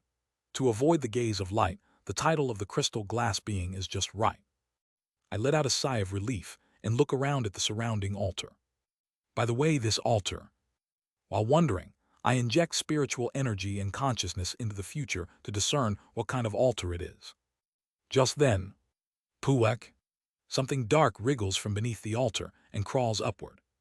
Master, My face brightens at the sight of a long-missed familiar face. Pay it. The dark something emits light and transforms instantly into a human form. It's Hong Fan, who has recovered his cultivation to the grand perfection integration stage. Ha ha, I knew you would return. It's good to see you, Hong Fan. By the way, did you create this altar? Yes, I did. I resonated it with Master's energy and prepared it to make it more comfortable for Master's descent into the sun and moon heavenly domain in the future. Letter 1 D667, letter 1 F00 no, Iagonek letter 1 E61. A function to make it more comfortable to descend. Yes, from what I remember from my past life, lower-level true immortals who have just reached the true immortal realm cannot descend to lower dimensional planes at will. To interfere with lower dimensional planes, an appropriate medium is required. Therefore, I created this altar using Master's aura. Hearing Hong Fan's explanation, I feel slightly puzzled. What's this? Descending to the sun and moon heavenly domain was incredibly easy for me. At that moment, I realized that I possessed the authority of the impermanent sword. I see, the authority to freely traverse planes. That must have allowed me to descend directly from the true immortal realm to the lower plane. Judging from Hong Fan's knowledge from his past life, it seems true immortals cannot easily descend to lower planes. Well, thank you, but what are you looking at, Hong Fan? It's currently a bit difficult for me to perceive Master. Honestly, if Master hadn't settled on the altar, I might not have even noticed. Is that so? Wait a moment. It seems that due to the difference in our rank, Hong Fan cannot properly perceive me. If Hong Fan is to perceive me properly. While pondering what to do, a bright light seems to flash in my mind, and I immediately separate a portion of energy from the immortal title of crystal glass being and infuse it into Hong Fan. Wu-wung. Simultaneously, the energy of the crystal glass being attaches itself to Hong Fan's eyes like tinted lenses, allowing him to perceive me without being overwhelmed by the difference in our rank. Only then does Hong Fan see me and smile brightly. Now I can finally see you properly, Master. Good, that's a relief. I was worried for a moment that you might not be able to see me at all, but I guess that concern was unnecessary. Ha ha, as if I could ever lose sight of you, Master. If this method hadn't worked, I would have found another way. I will never lose sight of Master, so please do not worry. Reliable as always. I laugh heartily and begin to share with Hong Fan, who I haven't seen in a long time, the events I experienced during my true immortal advancement. By the way, during my advancement to true immortality, I realized my fate. Pardon, is that true? Congratulations, what is this fate? With a face full of awe, Hong Fan claps his hands and asks me, and I nod as I speak. A story about my ordinary life on Earth. That was my fate, and, regarding that, I look at Hong Fan. You mentioned that you realized your fate at a very young age, isn't that right? Yes, that's correct. What exactly is your fate? To assist, follow, and watch over Master and his comrades, ensuring they walk the right path. That is my fate. I see. I nod and ask, by any chance, have you still not recovered all of your past life's memories? Unfortunately, no. However, something did surface after Master advanced to true immortality, though it's only fragments of information. Proper memories of my past life are still. I see. There's something I felt when I realized my fate. Realizing one's fate is one of the conditions for becoming a true immortal. That must be why those among my comrades who have realized their fate rapidly see their talents rise and their authority grow stronger. And for an ordinary mortal being to realize their fate, it requires an incredible hardship. Ordinary living beings usually need to spend considerable time in the entering nirvana stage, enduring intense training and refining their immortal arts before they can realize their fate. Even among us enders, those who realize their fate usually did so only after enduring immense suffering and trials. But Hong Fan instinctively realized the reason he was born into this world at a very young age and with overwhelming talent, followed us and assisted us. Seeing that, perhaps Hong Fan, you might have already reached the stage of vestige liberation, immortal in your past life. Perhaps you were already beyond the entering nirvana stage even back then. Hong Fan remains silent for a while after hearing my words, then opens his mouth. Oh, thank you, very much. I think it will be a great help in regaining my memories. Haha, no need to thank me. It's me who would benefit if you recover your memories, so focus on recovering them as soon as possible. Ha ha, I understand. By the way, hearing Master's words makes me even more curious about the enlightenment Master gained during the true immortal advancement. Could Master share more of your realizations with me? I also realized something about life. Oh, that must be a tremendous realization. What is life? Life is... I look at Hong Fan, who eagerly awaits my teaching, and share the answer I have come up with. Life. Hong Fan looks up at the sky briefly at my words, then back at me. It seems my joke wasn't very amusing, judging by his slightly baffled expression. Sorry, that was a joke. In truth, what I realized about life is, I don't really know. I mean, how much could I possibly understand about life? Now let me tell you my proper enlightenments from advancing to true immortality. I pass on the phenomena and enlightenments I experienced during my true, immortal advancement to Hong Fan. After carefully listening to my enlightenment, Hong Fan expresses his deep gratitude. Thank you, Master. This will serve as a great milestone for my future advancement. It's me who is proud to have you under my command. Grow strong and become a great strength for us. At my praise, Hong Fan smiles faintly and bows to me. I shall accept the command Chinese letter, fate life. Good, by the way. I ask Hong Fan a question. How much time has passed since then? Having caught up with Hong Fan, who I haven't seen in so long, it's now time to discuss more constructive matters. How much time has passed since my battle with Blood Yin? 3,000 years. 3,000 years have passed. 3,000 years. A time that could be considered long if long, or short if short. Has enough time passed for one Yang Sujin to reach a conclusion? What is the current situation in the Sun and Moon heavenly domain? I'm not entirely sure, but several true immortals from the Heavenly King heavenly domain are roaming the Sun and Moon heavenly domain with their main bodies. It looks like they are searching for Master or other things.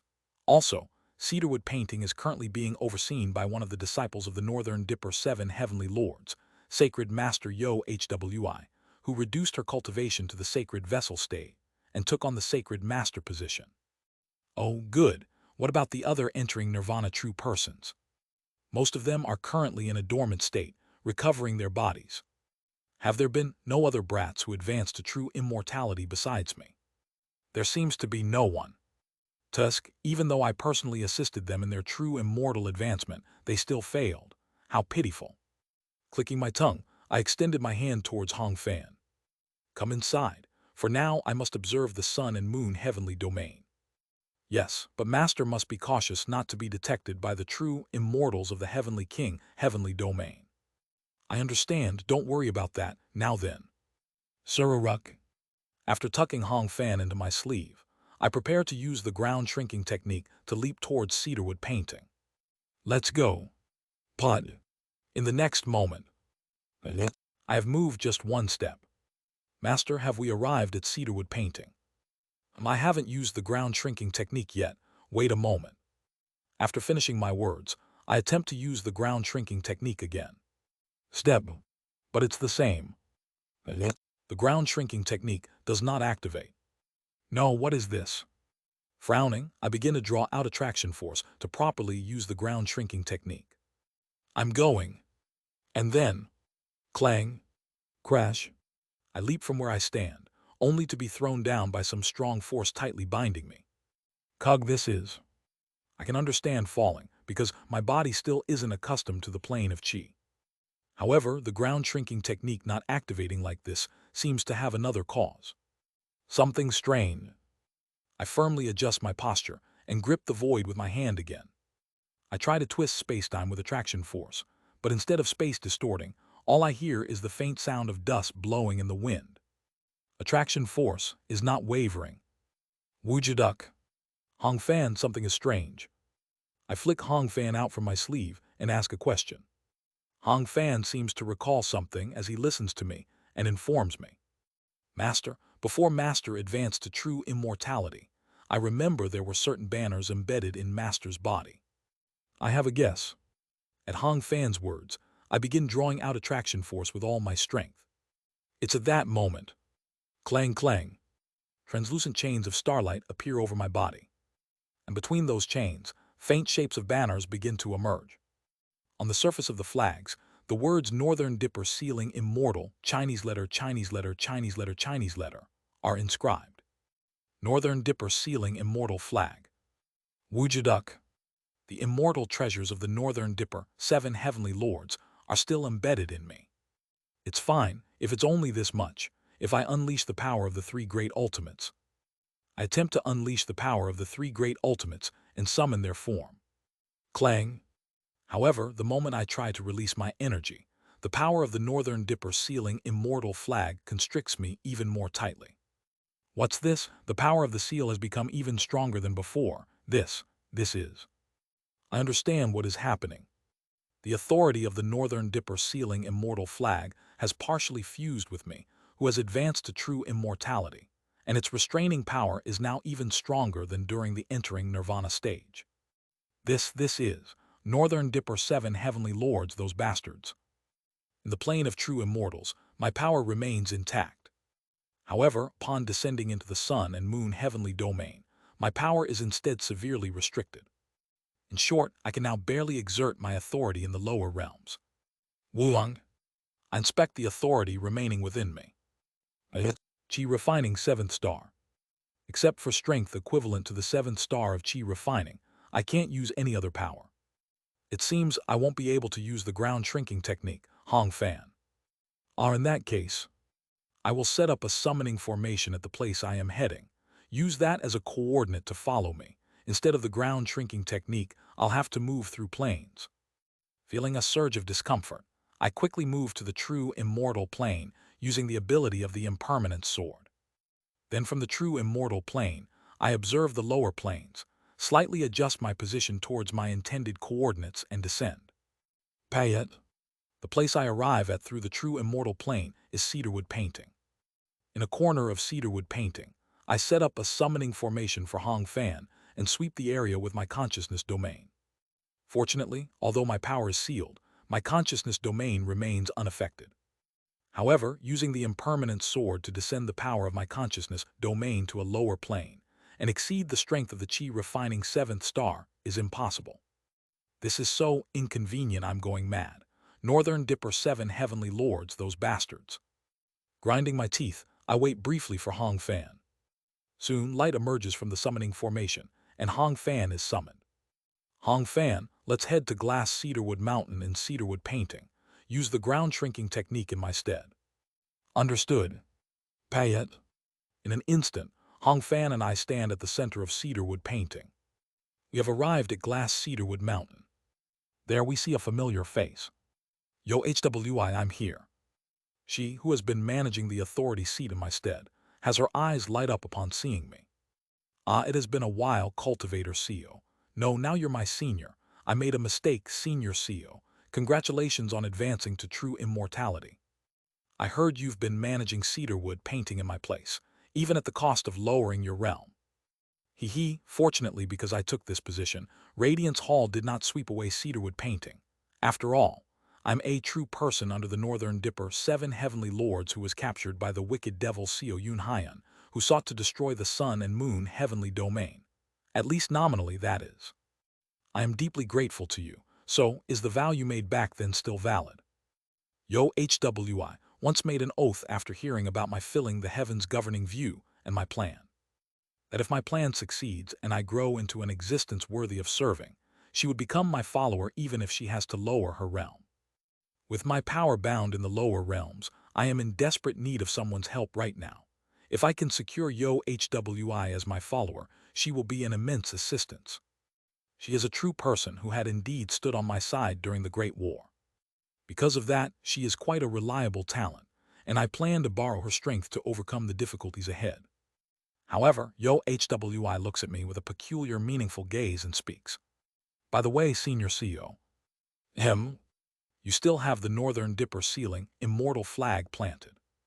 That's right. You said you were a disciple of the Northern Dipper 7 heavenly lords.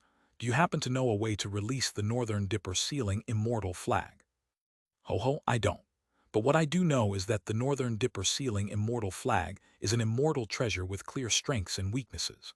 After their master and lord was defeated by the vast cold heavenly lord, the immortal treasure created by the Northern Dipper, 7 heavenly lords, while weeping is the Northern Dipper sealing immortal flag, also known as the 7 stars harnessing God banner. It is an immortal treasure that seals the power of a mighty being, fuses with them, and suppresses them with an even stronger seal as that being grows stronger. I don't know the exact way to release it either. However, it's said that by connecting with the Northern Dipper sealing immortal flag and communing with it, one might discover the method to remove it. What I am not entirely sure, the method the Northern Dipper sealing immortal flag reveals is said to be incredibly demanding. However, in exchange for the demanding release method and the sealed being's power being restricted to the chi refining 7th star.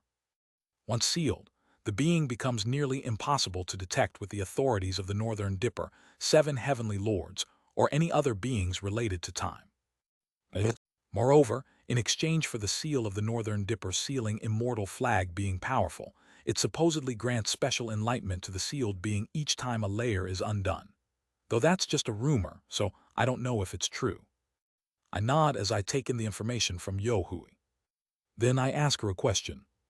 Why is your speech getting shorter and shorter? TL, meaning why is she getting more informal? Ho ho ho, compared to 3,000 years ago, you seem pathetically weak. Do I really have any reason to respect you as my senior? Back then I was thinking of siding with you, but if the seal of the Northern Dipper sealing immortal flag has become this strong, the story changes.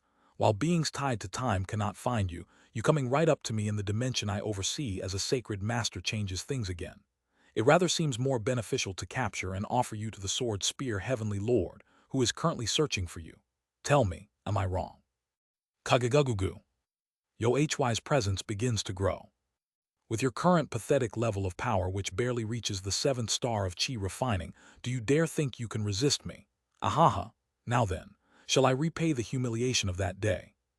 Her face changes into that of a goblin, her arms unfolding while morphing into bird-like wings as she starts to draw upon the authority of cedarwood painting. She is a sacred master who was once a true person like Beak Woon. As long as she remains within cedarwood painting, she is effectively a true immortal. And I am simply a true immortal. For managing cedarwood painting, I had intended to make you my vassal, but it seems even that grace is unnecessary. What an insolent thing. Dujujujudo. I cannot use my authority in the lower realm because of the Northern Dipper sealing immortal flag. However, the story is different from my true body, located in the true immortal realm. I prophesize. At some point, Hong Fan seized Kim Yon's artificial stars remaining within cedarwood painting and dragged them outside. And upon the artificial stars Hong Fan pulled outside, the scene I envision is embedded. Cedarwood painting sacred master, Yo HWI, will be refined within this immortal's body and become an immortal treasure, serving for countless ages. Yo HY's fate obeys the prophecy I have spoken and begins to be pulled towards it. At the same time, I raise the artificial star imbued with my prophecy to the true immortal plane with the impermanent sword and absorb it into my body. If Yo HWI wants to break this prophecy, she must escape from cedarwood painting, advance to true immortality, rise to the true immortal plane, and enter my body. A cold drop of spiritual energy trickles down Yo HY's forehead. Forbit managing it, said Arwood seems, paint in Jevon, ithathagrasinton dedestaunasasur rime quadiwanmi insolent solthing. Even though he's sealed, an immortal rank is still an immortal rank, huh? I lowered my cultivation from true person to sacred master to overcome the natural disadvantage against true immortals, but, Cug. While feeling the overwhelming difference in their fundamental rank distort the will emanating from her opponent, Yo HWI silently begins drawing on the authority of cedarwood painting. Still, there's no need to cower unnecessarily. I, as the disciple of the Northern Dippers, know the true power of the Northern Dipper sealing immortal flag better than anyone. An entity of the Source River. No, rather than calling her an entity, it would be more accurate to say she is treated as a slave, a mere pawn. Yet, having once learned under the Northern Dipper 7 heavenly lords, she knows. There is something all entities of the immortal family who learn time methods feel. Whenever the lords of the time lineage employ their powers, one can feel the source river being influenced by their authority. And Yo HWI, 500,000 years ago, she felt the colossal entity, who could be called the god of time, a being that could even be considered the origin of the source river, being utterly defeated by the vast cold heavenly lord. After that incident, which weakened the energy of the source river, every immortal associated with the time lineage, including Yo-HWI, noticed something. The 7 immense wills that had arisen from the depths of the source river. The absolute will to protect, determined to preserve the peace of the world by standing against any overwhelmingly powerful being that might be born. The vow that their master would never again suffer pain, humiliation, or disgrace. What was created by the combined powers of the 7 streams of the source river was the Northern Dipper sealing immortal flag. Even if it was vast cold in their youth, it would be impossible to properly use their strength if struck by the Northern Dipper sealing immortal flag during the entering nirvana stage. Thus, Yo-HWI had been waiting for Seo Yunhyan to return. Just in case Seo Yunhyan turned out to be stronger than she anticipated, or if he had an unexpected trump card, she properly maintained cedarwood painting. After all, Radiance Hall once tried to sweep away cedarwood painting that can be considered Seo Yunhyan's achievement back to its original form. Had Yo-HWI not petitioned, claiming, "I have suffered severe torment at the hands of the vile Seo Yunhyan, and my cultivation has regressed to the sacred vessel stage. I need a place for my sacred vessel cultivation," cedarwood painting would surely have been dismantled. And by now, even Radiance Hall would have forgotten about something as trivial as cedarwood painting. If he turns out to be stronger than I anticipated when he returns, I'll simply show him cedarwood painting and join his side as originally planned, living comfortably and proudly under his protection. If I go under him, I won't have to worry about others' judgments and can indulge in ponds of wine and forests of meat. However, if he is as weakened as I expect after facing the sealing immortal flag, Yo-HWI feels a dull ache in her shoulder.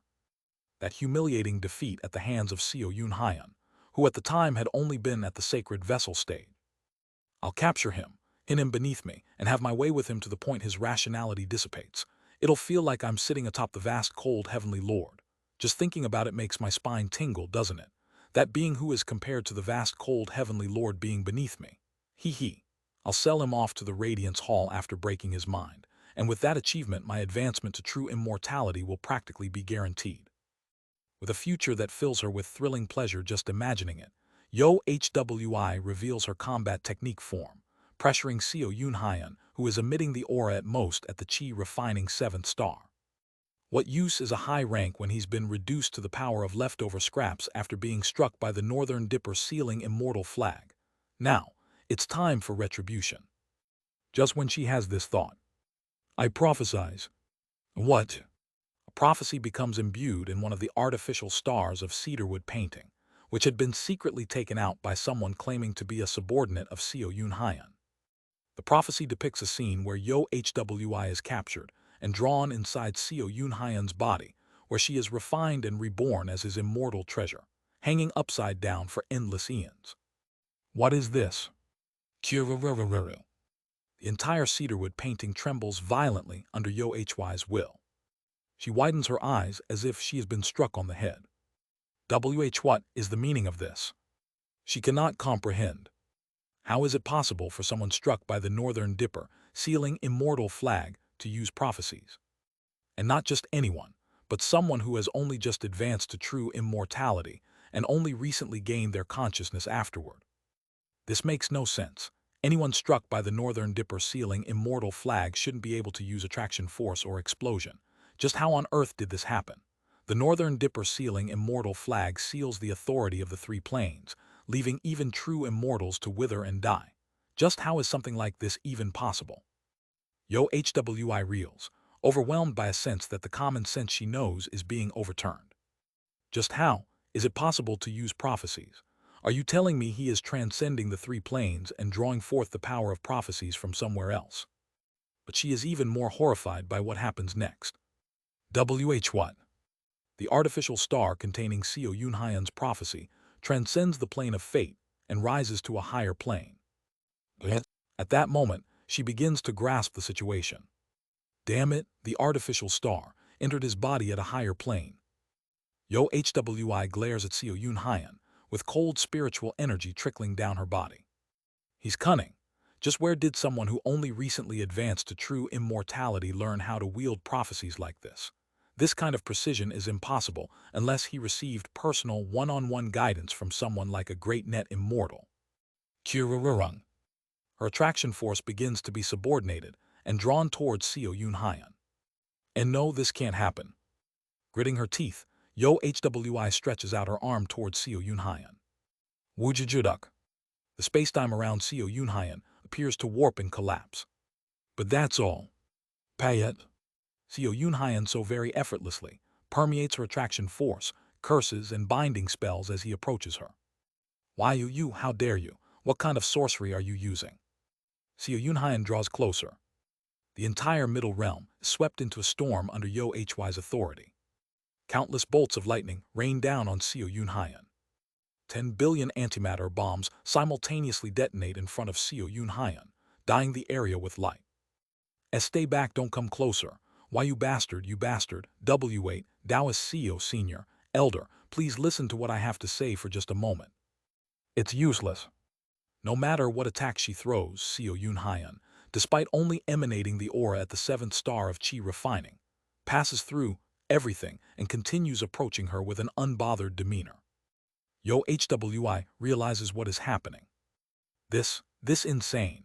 He's freely crossing planes.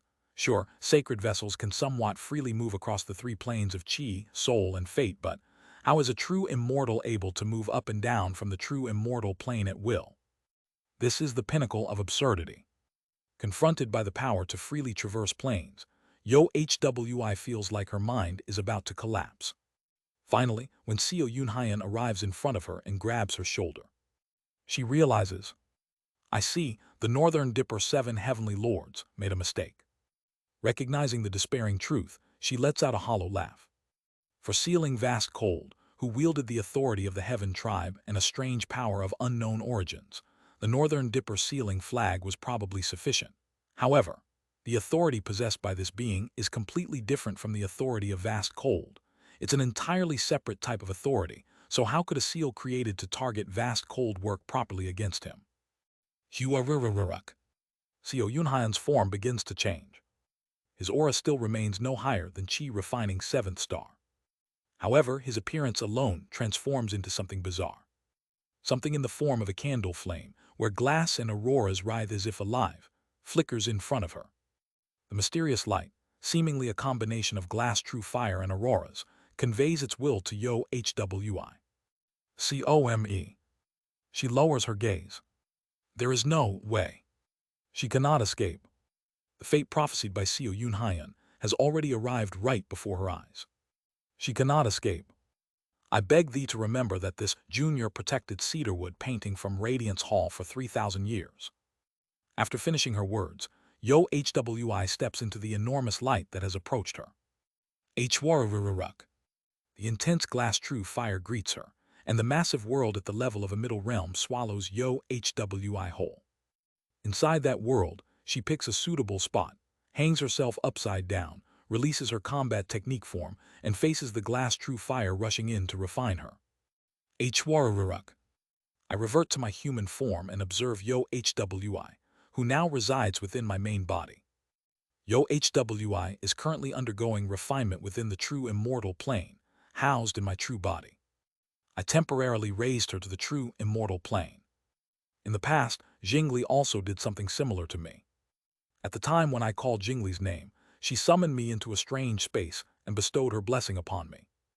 After receiving that blessing, I was cursed with lightning transformation and had to spend the entire 16th cycle roaming with Hong Fan, focusing on breaking the curse. Now that I think about it, the strange space where Jingli summoned me and gave her blessing must have been the true immortal plane. Of course, just rising to the true immortal plane doesn't mean one automatically advances to true immortality. For those at the entering nirvana stage, entering the true immortal plane would result in instant death, prompting them to undergo the advancement ritual. But for those at the sacred vessel stage, I can preserve them within my body, preventing them from directly facing the true immortal plane. After all, the internal structure of a true immortal's body isn't a form that transcends Qi, soul, or fate, but rather a form suited to the 3 planes. Tingle, tingle. I take a deep breath, overwhelmed by the immense chest pain that follows after making a prophecy. Pain. Is it always this painful when using the authority of the immortal family? It is the same pain I felt when enduring under the authority of Hyun Rang. The inside of my chest aches terribly, and when I begin to act sincerely, the pain spreads through my entire body to the point of making my head feel numb. Other true immortals, Blood Yin didn't show any signs of pain when making prophecies. This is not a matter of realm but of essence. I can tell because I'm well versed in pain. This is something Blood Yin definitely didn't experience.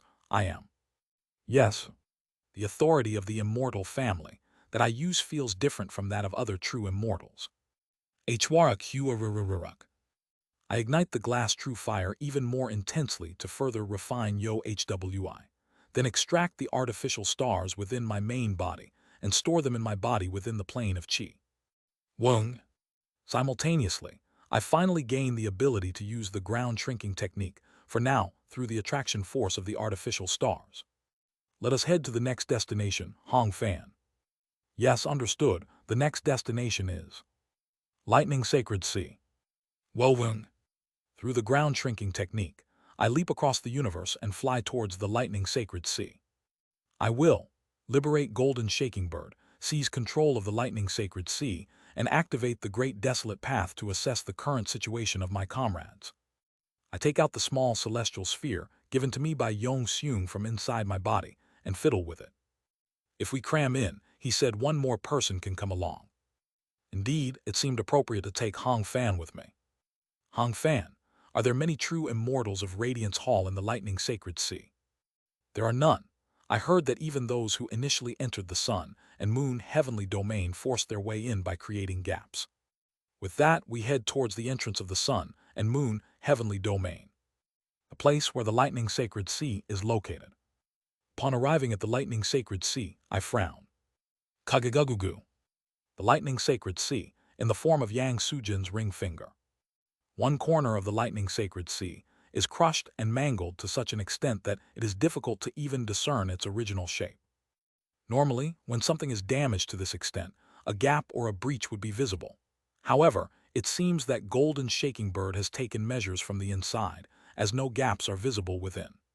From one corner of the crushed area, a faint light radiates. It seems to be the light of the Heavenly King heavenly domain. If I pass through that light, will I reach the Heavenly King heavenly domain? However, the light is trapped behind the endlessly surging lightning bars of the Lightning Sacred Sea, making proper passage appear difficult. What incredible lightning, this is almost like. The moment when I faced the heavenly punishment supreme deity flashes through my mind.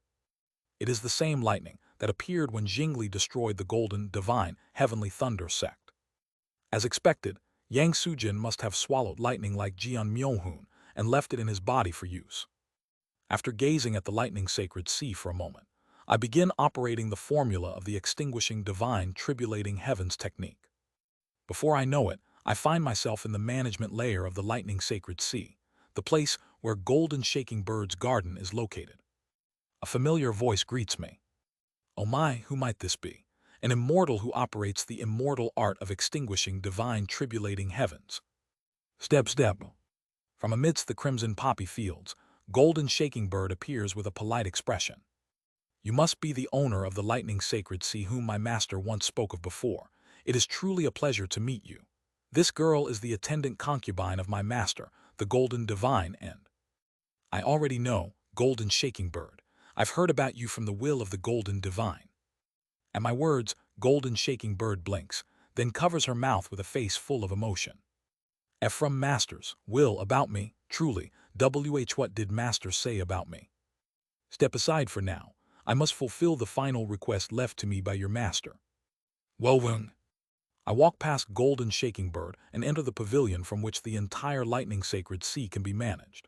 Then, I stretch out my hand to take control of the Lightning Sacred Sea and carry out the task Yang Sujin entrusted to his successor. Outside the pavilion, Golden Shaking Bird waits in a submissive posture, looking up at me with a face filled with excitement. Did Master speak of me often? Could you tell me what Master said about me? Where can I go to meet Master's will? What is Master's final wish? What is Master's hometown, the head realm, like? I heard it's a truly magnificent place. I glanced briefly at Golden Shaking Bird. It's different. Compared to when I visited just at the star-shattering stage, everything is different starting from her attitude towards me to her posture. However, this isn't courtesy born from the cultivation realm. The reason she is like this is solely because I mentioned having heard about Golden Shaking Bird from Yang Sujin. Her incessant chatter makes her seem like a girl utterly smitten with love.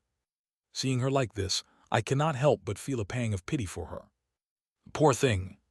However, I know her true identity. Thunder Beast, Golden Shaking Bird. She is a massive patchwork abomination created by sacrificing the entirety of the Thunder Bird Golden Shaking sect under Yang Sujin's command, fusing their bodies and souls. Even now, the countless cultivators of the Thunder Bird Golden Shaking sect likely exist within her, unable to live or die, yearning solely for Yang Sujin. Your request, I will fulfill it.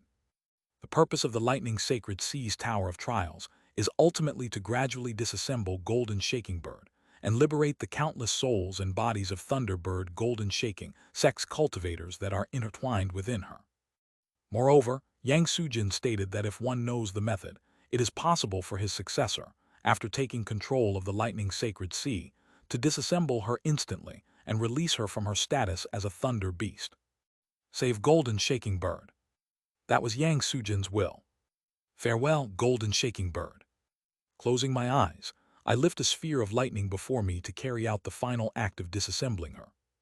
The lightning sphere has a beautiful form composed of 6 colors, and once I add one final hue and bring it into contact with Golden Shaking Bird's body, it will all be over.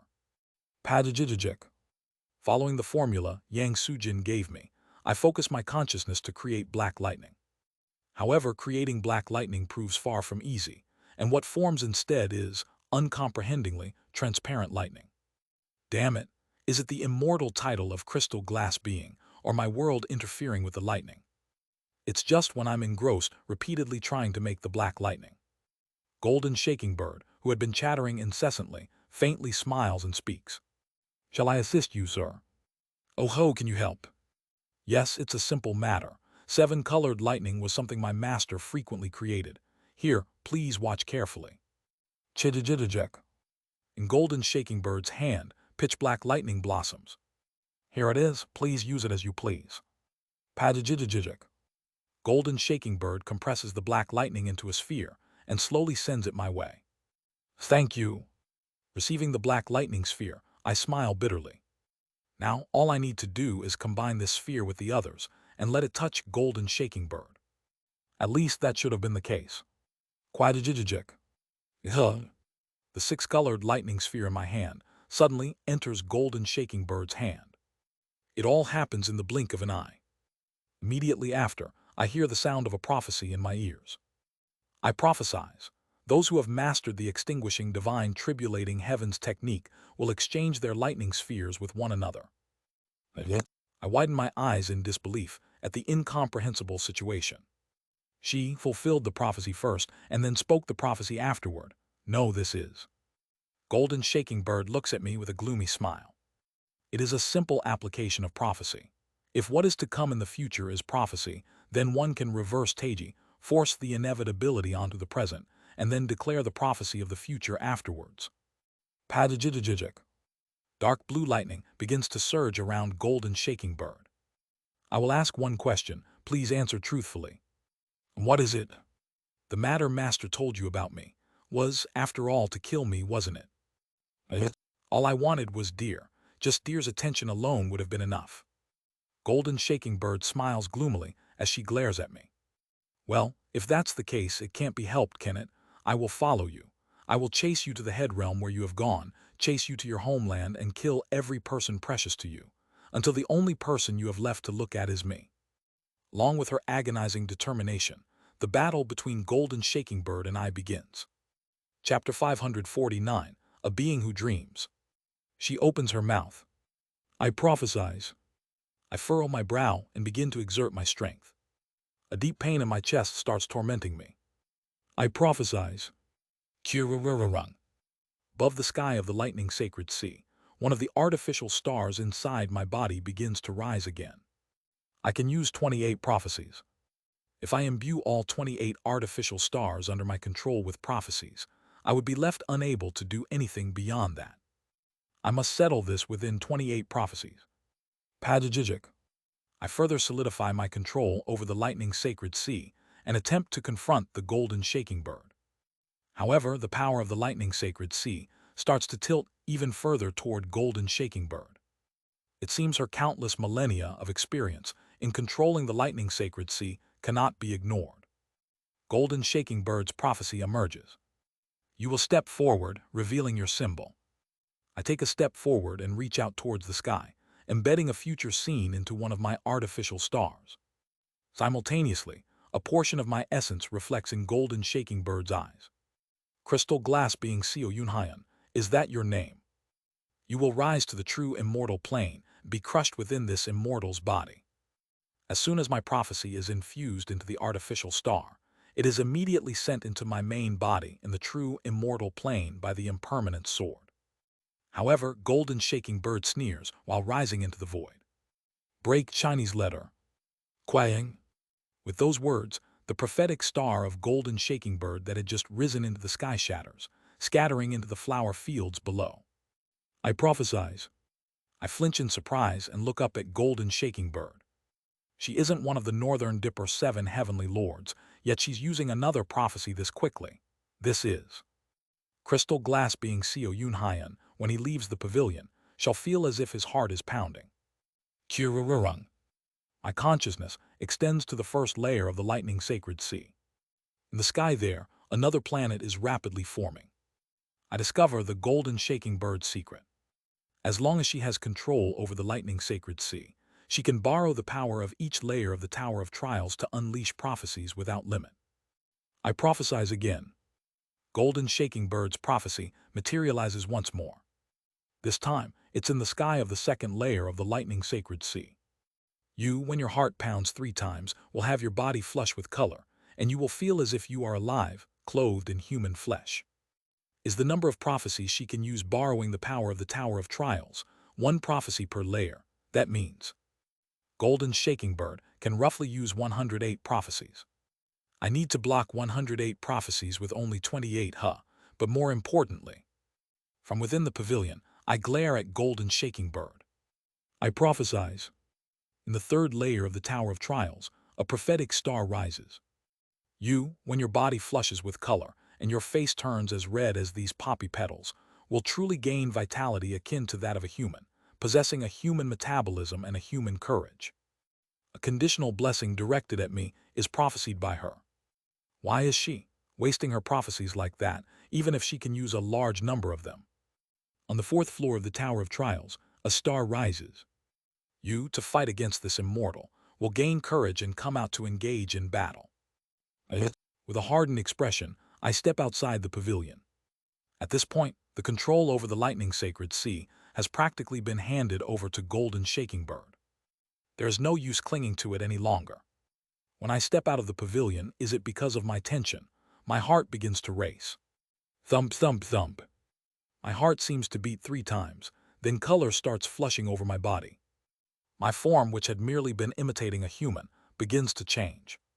I gradually feel as if I possess the fleshly body I had during my human body era. At the same time, courage seems to surge up suddenly. Hwaruruk. I draw the colorless glass sword and aim it at golden shaking bird. Come, show me what you got. Let us fight properly. Dukung. And right at that moment. Damn it, oh my master. Yo Hy's voice rings out. She, having been significantly refined through the glass true fire, calls out from within me with a tone as if she would die from frustration. I feel like I'm going to die from frustration. It seems you've learned from some high-ranking great immortal, but, having no real combat experience, you are walking right into their setup. May I offer some guidance? Flenching. I tremble for a moment, and Hong Fan also speaks from within one of the artificial stars in my body. Master, this is your first real fight against a proper true immortal since your advancement. Perhaps it would be worth listening to the advice of a seasoned true person. Understood.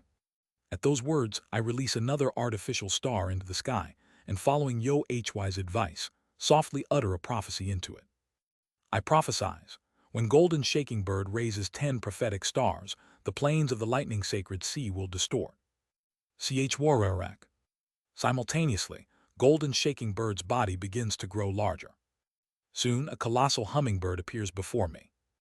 Made of thunder and lightning, the hummingbird flaps its wings forcefully, gradually revealing bird faces across its body. The bird faces quickly open their mouths and begin spitting out prophecies. I leap into the air with this body, which is only at the 7th star of chi refining, and quickly swing glass true fire. Chwarak.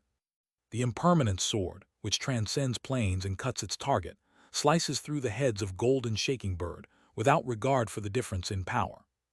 However, each time a head is severed, the prophecies pour forth endlessly. Your sword strikes will become faster and stronger. The stronger your power, the stronger your human body will become, developing accordingly. The developed flesh will age as much as you swing your sword, yet its sharpness will not fade easily. You will succeed in inflicting a severe wound on this immortal with a powerful strike. Kururung. With a single slash, my sword splits golden shaking bird's body in half. A golden shaking bird merely smirks before collapsing on the spot. Her body, formed of lightning, shatters into countless fragments and dissipates into the surrounding environment. I succeeded in destroying golden shaking bird's physical body. However, I frown. I prophesize, the aged you will feel death drawing closer and closer. Thump, thump, thump. My transformation body, aged completely due to golden shaking bird's prophecy, hears the thumping of a heartbeat. At the same time, I feel as though I could die at any moment. Once again I prophesize, you will find this immortal's presence, deliver your final strike, and half your fate will be complete Chinese letter. Payet. Through my sense of chi, I detect the presence of golden shaking bird. Dragging my decrepit and aged body, I move swiftly like the wind and find a lump of flesh growing in a corner of the poppy field. I grip the colorless glass sword tightly. Even after killing the body and cutting off the escape route for the soul, she revives so easily. A simple sword strike will not suffice. Tsua. The impermanent sword is infused with a black aura. Impermanent sword. Twin flowers. Black impermanence. A colossal cursed giant emanating black aura emerges from the impermanent sword and slams its palm towards golden shaking bird. Jade. The overwhelming aura of curses and pain is absorbed into golden shaking bird, and her screams echo across the entire lightning sacred sea. Once again, I killed her physical body and completely crushed her soul. I even prevented her from moving to a new body for resurrection, but once again I prophesize. Once again, a lump of flesh writhes behind my back, and golden shaking bird begins to grow anew. Thousands of lightning spells blanket the sky of the flower fields. A rain of lightning begins to fall. I permeate through the rain of lightning entirely and approach golden shaking bird. From her body, dozens of talismans emerge, transforming into a golden wave that divides the space between her and me. Chwak. As I cut through the wave, she, fully revived once again, utters a prophecy. This immortal will live, and the crystal glass being Seo Yun Hyan will die. A ridiculous prophecy demanding immediate death. However, I am someone whose body has grown old, death has drawn near, and has received the prophecy that my fate will be complete after delivering my final strike. So has the groundwork been sufficiently laid? Thump. I can feel death encroaching upon me. Using restricted prophecies to gradually lay the groundwork, then guiding the opponent into the scene they desire. This is what battles amongst true immortals are. Then, Kuang. Raising my dead body that is collapsing on the ground, I stare at golden shaking bird. There is panic in golden shaking bird's eyes. What? Your fate has been completed, so how? Through the prophecy, you should have been forcibly dragged into the domain of the underworld. Death, death, huh? I grin and lift the colorless glass sword. It feels as though a plum is in my mouth. At some point, chest pain has completely overtaken my entire body. Twisting the principles of the world with my heart, I let out a grin. I'm rather good at enduring, you see. A prophecy laid out with this level of groundwork doesn't scare me at all. If anything, the time when Chingmun Ryong stuffed a plum into my mouth and withered my body to the brink of death over numerous days was far more painful and grueling. A death brought about by this kind of groundwork can never send me to the underworld. Huh? The prophecy bestowed upon me by Golden Shaking Bird is outright negated. Quaying. As the prophecy twists, the star of prophecy that Golden Shaking Bird conferred to me explodes. Kuyak kuyoyak. Golden Shaking Bird staggers backward, coughing up a handful of crimson spiritual energy. It seems the negation of her prophecy brought an overwhelming shock. Kagagugu. I perceive that the planes around me have become distorted. Golden Shaking Bird's prophetic stars now number 10. The prophecy I laid as groundwork has been fulfilled. I prophesize. Wowung. Another artificial star begins to rise into the sky. Wait, Master, it's still a bit early. It's fine. If Golden Shaking Bird returns the sphere of lightning she received from this immortal, the distortion of the planes shall be normalized. However, should she refuse, the distortion of the planes shall accelerate even further. A choice is forced upon Golden Shaking Bird. As I utter another prophecy, the chest pain intensifies. Yet, since the choice has now passed to Golden Shaking Bird, the pain feels considerably lighter. So this is what it feels like to enforce a price. True to the teachings I learned from Blood Yin, Golden Shaking Bird distances herself from me and chooses the latter. This should do it right. Through Golden Shaking Bird's choice, my prophecy is realized. The planes of the Lightning Sacred Seas management layer begins to distort wildly and bizarrely. Yes, well, fine, Master's adaptability is great.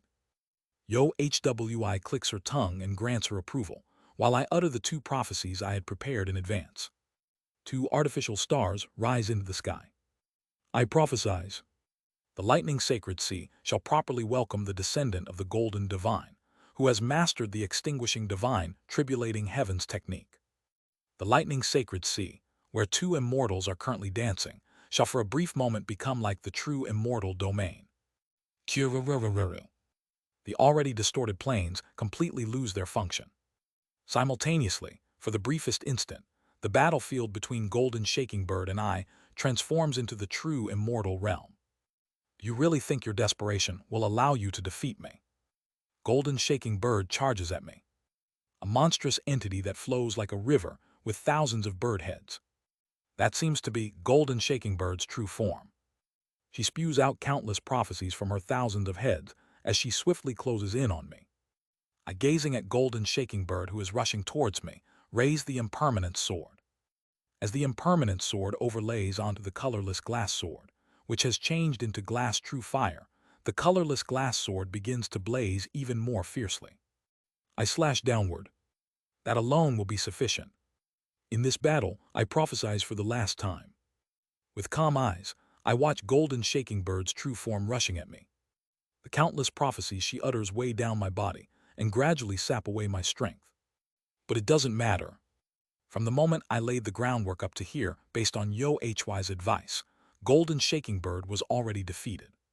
Forget the Golden Divine entirely and achieve enlightenment, spirits of the Thunder Bird Golden Shaking sect. Otherwise, this immortal's true body shall descend upon this land. A choice is given to her. However, the first option is undoubtedly one she can never accept. Thus, the choice she will make is: descend if you dare. I fought not in the true immortal domain but here in the Lightning Sacred Sea because I cherish my master's land. Yet, you think someone like you, who has clearly just recently advanced, can defeat this immortal with your... My true body descends. True. And with that this battle ends. Body. A single downward slash. That is all it takes. My true body stands behind me and adds its power to the strike. The true body of Golden Shaking Bird. And the countless prophecies spoken from her lips. Her prophetic stars. All of them burst apart simultaneously.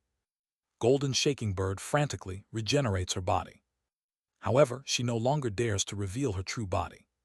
Her true body shrivels under my presence, leaving only her transformation body behind.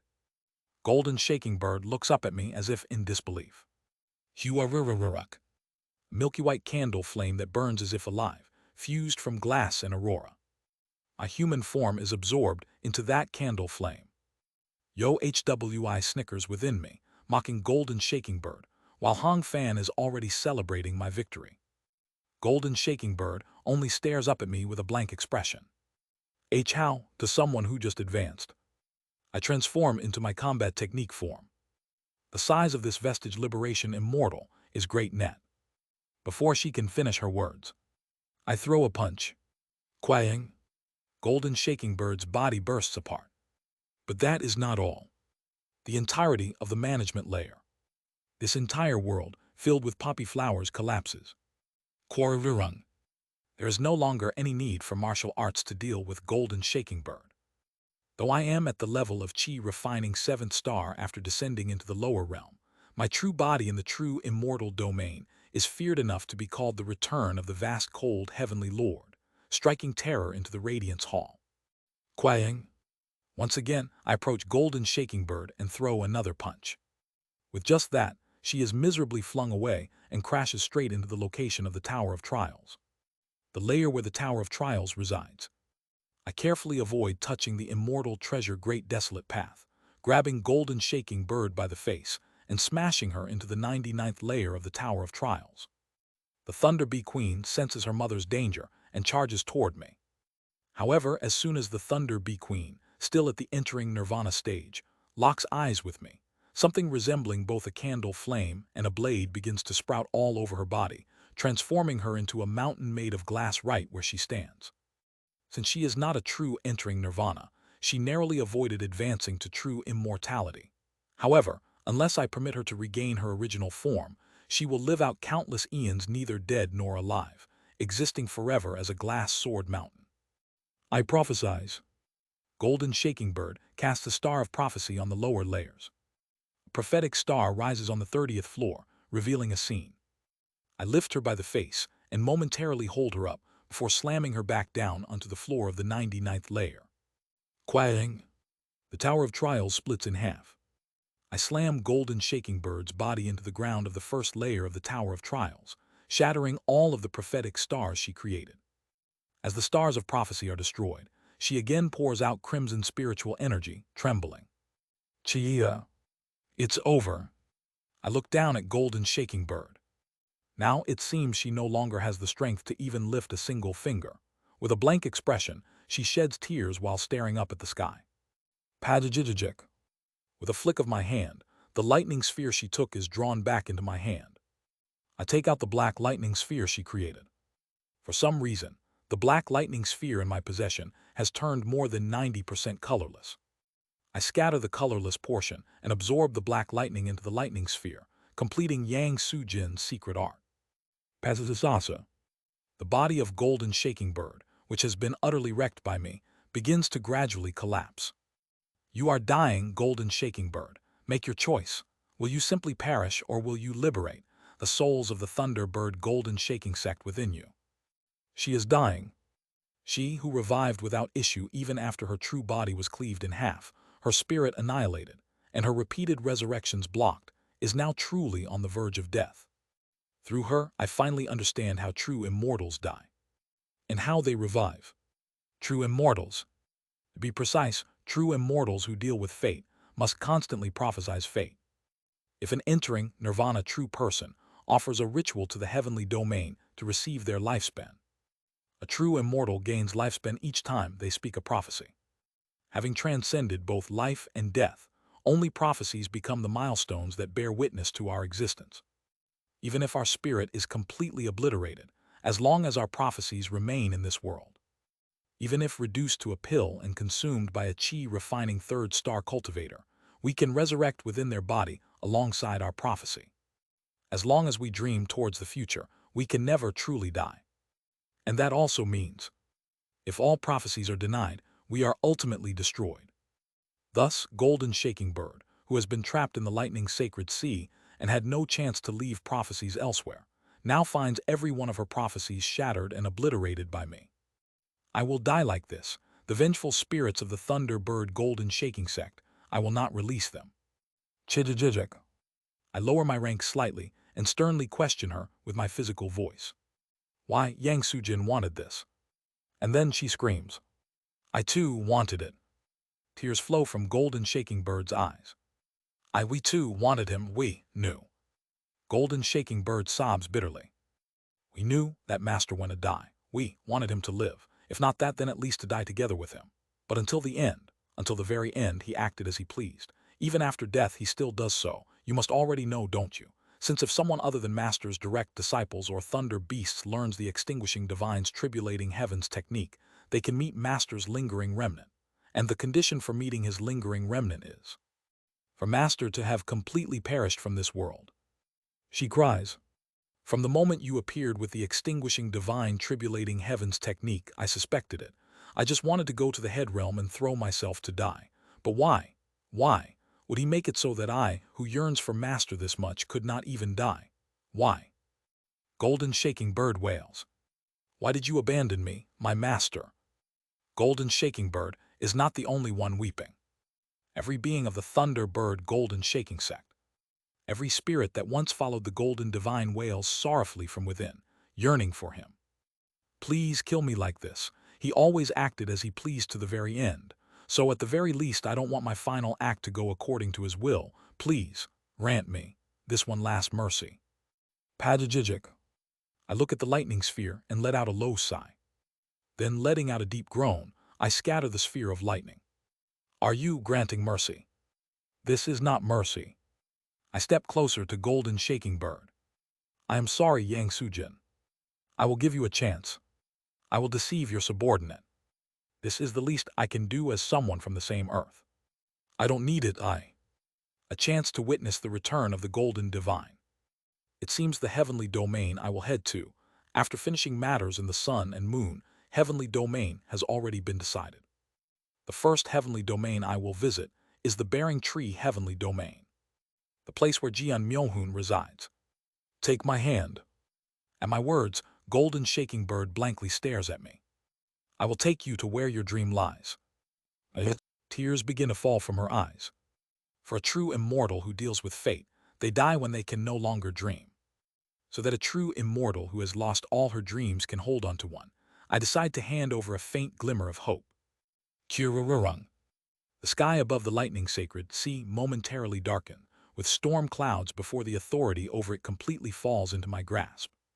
After taking control of the lightning sacred sea, I use the extinguishing divine tribulating heavens technique to prove my status as the successor of the golden divine, and release Golden Shaking Bird. Pazazazazak. It seems she had been borrowing quite a bit of strength from the lightning sacred sea. The aura of the Golden Shaking Bird weakens slightly. She, while weakly slipping on soft socks and floral shoes to cover her delicate feet, speaks. If you've lied to me, I will bestow upon you the greatest misfortune I can muster and then self-destruct. Crystal glass being old man. An old monster that's lived for 120,000 years dares to call me, who's lived barely over 10,000 years, old man. Clicking my tongue at her choice of address, I reply. Try coming up with a different form of address other than old man. Understood, elder crystal glass being. In any case, I mean what I say. We thunder beasts were originally created to curse our opponents. I am confident in my curses, so do not give me a reason to hold a deep grudge. Elder, fine, I understand. But there's nothing to worry about. I swear upon the owner of names, the name of the immortal beast Pangu. He is an entity who came from the same homeland as Yang Sujin, carries the same fate as Yang Sujin, and inherited Yang Sujin's techniques. I will choose to believe you. Then, first, after finishing a few matters in the sun and moon heavenly domain, we will head to the Bearing Tree Heavenly Domain to meet that brat. At my words, she asks with a puzzled expression. By the way, the Great Desolate Path cannot currently be activated. It lacks the main soul Chinese letter required to function. That's fine. I show her the celestial sphere given to me by Yongxiong. I know that the Great Desolate Path is an immortal treasure modeled after the South Polar Ritual Treasure. This artifact was personally given to me by the South Polar Ritual Treasure himself. With this, I can activate the Great Desolate Path. The South Polar Ritual Treasure. So it's Yongxiong's split soul. If this is consumed, it could allow two individuals to leap across a heavenly domain. However, knowing Elder's personality, it seems likely that you'll bring all of those within you along. Golden Shaking Bird glances at the Hong Fan, and Yo, HWI, residing within my body and asks. I nod. That's true. But even so, Yo HWI is my immortal treasure, and Hong Fan is merely at the integration stage. Surely they can fit in between you and me. As if that's possible. The standards for crossing the heavenly domain using the Great Desolate Path are strict. Each activation strictly allows one person. Letter 1E5B, a letter FF4E, letter 1D616, a gruv a. When the main soul of the Great Desolate Path existed, it could accommodate up to 3 people at most. The rank of the beings traveling doesn't matter. After all, it was originally an immortal treasure designed to escape the heavenly punishment supreme deity. It was specifically designed to identify distinct existences, preventing crossing the heavenly domain without proper seats. This was to prevent any possibility of the heavenly punishment supreme deity from slipping in and squeezing among the seats. After some thought I speak. In that case, leaving Yo HWI behind temporarily might. Are you seriously suggesting leaving behind Yo HWI, one of the disciples of the Northern Dipper 7 Heavenly Lords, the allies of Radiance Hall, in the Sun and Moon Heavenly Domain? If we leave, she'll surely throw the doors of the Lightning Sacred Sea wide open, inviting the true immortals of Radiance Hall wandering the Sun and Moon Heavenly Domain to host a grand tea party. Isn't that what's bound to happen? Kirururung. Indeed, the one who tried to betray me just a short while ago is Yo HWI. If I don't tighten her leash properly, leaving her behind would definitely be unsettling. Then what should I do? Do you have a method? There's a very simple method. Kill her. No, rather than simply killing her, why not offer her as a living sacrifice to the South Polar ritual treasure, delighting him while enhancing the celestial sphere, or perhaps even obtaining another one? At Golden Shaking Bird's words, Yo HWI, who is in the process of being refined, starts to convulse and desperately begs me. She may be frustrating, but she is still someone I've decided to use as my immortal treasure. I do not wish to casually discard someone I've accepted. Besides, she's a disciple of the Northern Dippers, so wouldn't offering her to Yong Seung displease him? Isn't she practically one of his own? The South Polar ritual treasure does not get along with the Northern Dipper 7 Heavenly Lords. He would actually be delighted. During my master's lifetime, there were 70 disciples of the Northern Dippers in the Sun and Moon Heavenly Domain. However, my master captured 21 of those disciples, offered them to Yong Seung as living sacrifices, and received blessings from him in return. As soon as Yo HWI hears about Yang Sujin's deeds within me, it's as if unpleasant memories resurface. She falls into immense terror and starts convulsing. Hearing about Yang Sujin's headache-inducing actions, I shake my head. In any case, no.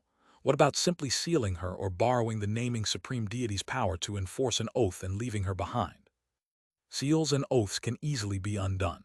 If she prays to Radiance Hall, they can request their allies, the Liberation Supreme Deity or the Naming Supreme Deity, to nullify them.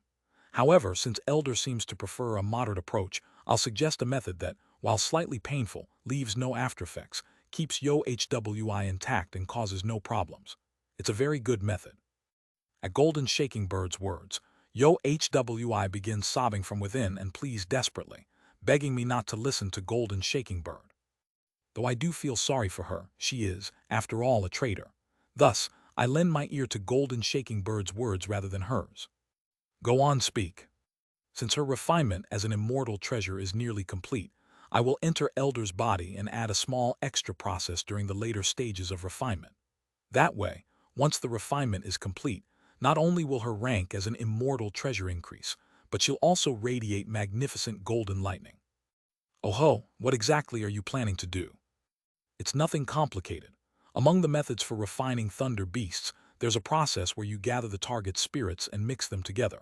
Inside Elder's body, I will mix that thing being refined with a portion of Elder's spirit body, temporarily making that thing treated as a part of Elder. What, wouldn't that cause her to be destroyed? There's no need to worry about that. I will take measures to ensure that even after mixing, it can later be separated again. Padajijajik. As she speaks, she forms a lightning banner in her hand. This is the ascetic lightning curse banner, a thunder path spell. Since Elder acquired the extinguishing divine tribulating heavens technique, you must have seen it before. Oh, I know of it. As you know, the ascetic lightning curse banner is both a torture spell and a spell that protects the target's mind. That's true. The 5 Elements Blood Curse Banner, a variation of the ascetic lightning curse banner, works the same way. It protects the mind with the energy of the 5 elements and helps concentrate one's consciousness. That is the 5 Elements Blood Curse Banner. If this is elevated to the plane of fate, the realm of immortal arts, even if the target is mixed, it can protect the consciousness and later undo the mixing, returning them to normal. I see. So what you're saying is that after planting the ascetic lightning curse banner into her mind, you'll mix my spirit body with Yo Hys, temporarily making her a part of me to reduce the head count. Exactly. What about Hong Fan? Are you perhaps planning to implant the ascetic lightning curse banner in Hong Fan as well? That won't be necessary. That one may be a disciple of the Northern Dippers and an ally of Radiance Hall, but that integration stage is Elder's loyal devotee, is he not? I think it would be fine to simply leave him in the lightning sacred sea or some appropriate lower realm. At those words I nod. Indeed, unlike the traitor Yo Hwy, Hong Fan is my loyal subject, so leaving him in the lightning sacred sea would be fine. However, at that moment, Hong Fan cries out, "Master, I too wish to follow you, please allow it." Can you endure the ascetic lightning curse banner? That much is no problem. I will endure with the single-minded determination to follow Master. Feeling slightly moved by Hong Fan's words, I ask Yo Hwy, can you include Hong Fan in the process as well, in the least painful way possible? It's possible, but if it's just an integration stage bug, isn't there an even simpler and less painful method? Oh ho, such a method exists. What is it? Hearing there's a simpler method, I brighten and ask with interest. If such a method exists, I too would prefer to avoid causing Hong Fan pain. However, as I listen to Golden Shaking Bird's following words, it feels as though I've been struck on the head. Just kill him painlessly, and before his soul gets dragged into the underworld, go to the Bearing Tree Heavenly Domain and use a prophecy to resurrect him in the Heavenly Domain. Then his soul will cross over along the outskirts of the underworld and revive cleanly in the Bearing Tree Heavenly Domain. Regarding the devotee of time who reached the entering nirvana stage, if we try to kill and resurrect her, there's a high chance she'll pass through the source river during the process and confess everything to her master or Radiance Hall, making it impossible. If we were to pass through the outskirts of the underworld, our presence would be too big, and we would be immediately detected by the Reapers or the heavenly immortals of Radiance Hall. Therefore, it's a method only possible for that integration stage bug. Is there some issue with this as well? No, there isn't, it's just. I let out a bitter smile. Before I knew it, I've become a being who can freely preside over the lives and deaths of others. Killing the living and resurrecting the dead has become possible. I clearly feel I've risen to an unfathomable height, but for some reason, a thought crosses my mind. Is it truly right for a single being to wield such immense authority? Suddenly, the words of Salt Sea Chingmun Ryong come to mind. His words about cultivators obtaining excessive power. Though I intend to restrain myself with such authority, if just one of the true immortals harbors malice, couldn't they torture beings of lower ranks endlessly, killing and resurrecting them for eons? It's just that I realize once again I've become a true immortal. I see. Indeed. However, since Hong Fan might find it unpleasant, I'll ask for his opinion. Truly, is granting such power to a single existence right? Can it really be right for beings to possess such authority? I click my tongue deeply in thought. What's the point of asking the opinion of such a bug? Don't call Hong Fan a bug. Then is Elder saying to refer to the centipede as an insect? If you're going to argue like that, just call him an arthropod. Referring to him simply as a bug doesn't feel right. Elder is quite particular, I see. I stick out my tongue at the unexpected rebuttal and turn to Hong Fan to ask for his opinion. Hong Fan, I plan to momentarily kill you and then resurrect you in the Bearing Tree Heavenly Domain. Would you find that unpleasant? Even if it's a master-servant relationship, no one would like their master killing and resurrecting them at will. Worried about this, I carefully ask Hong Fan for his opinion. If there's even the slightest hint that Hong Fan feels bad about it, I'll have no choice but to accompany him myself and use another method like summoning Golden Shaking Bird. However, Hong Fan gives an entirely unexpected response. That's fine, Master. For some reason, thinking about briefly visiting the Netherworld makes me feel quite pleased. Slightly taken aback by the unexpected situation, I ask again. Aren't you afraid of dying? Not particularly. I'm not sure why, but I actually feel extremely excited and happy. For nearly 3,000 years I haven't felt this good. Even I find it curious. Hearing Hong Fan's response, a certain scene suddenly flashes through my mind. Come to think of it, in a previous cycle, the Nun Ti Yoljian was the heavenly venerable of the underworld. And as soon as Hong Fan saw her, his eyes turned upside down, and he began clinging to her immediately. It looked as if he completely threw away his role as my aide that he considered his fate. Yet in the very next cycle, he showed disgust and contempt, calling the lazy Ti Yoljian smelly and repulsive. If I consider the fact that Ti Yoljian's true identity turned out to be the owner of the underworld, could Hong Fan's welcome attitude towards visiting the underworld be related to that in some way? Perhaps Hong Fan was. Hong Fan, perhaps you were one of the reapers of the underworld in your past life. Oh, is that what Master thinks? It's just a guess. Just consider it something to keep in mind as you try to recall your past life. Understood. Thank you for the consideration. I nod after giving advice to Hong Fan. All right, since Hong Fan has agreed, we'll proceed as you suggested. For now, while I take a look around the sun and moon heavenly domain, help with the refinement inside my body. How long will the refinement take? It should be completed by the time you've made a round around the sun and moon heavenly domain. Once I enter, please spare a portion of your spirit body to be merged with that thing. Understood, then I'll leave it to you. I accept Golden Shaking Bird into my body, and she approaches Yo HWI, who is undergoing refinement inside me.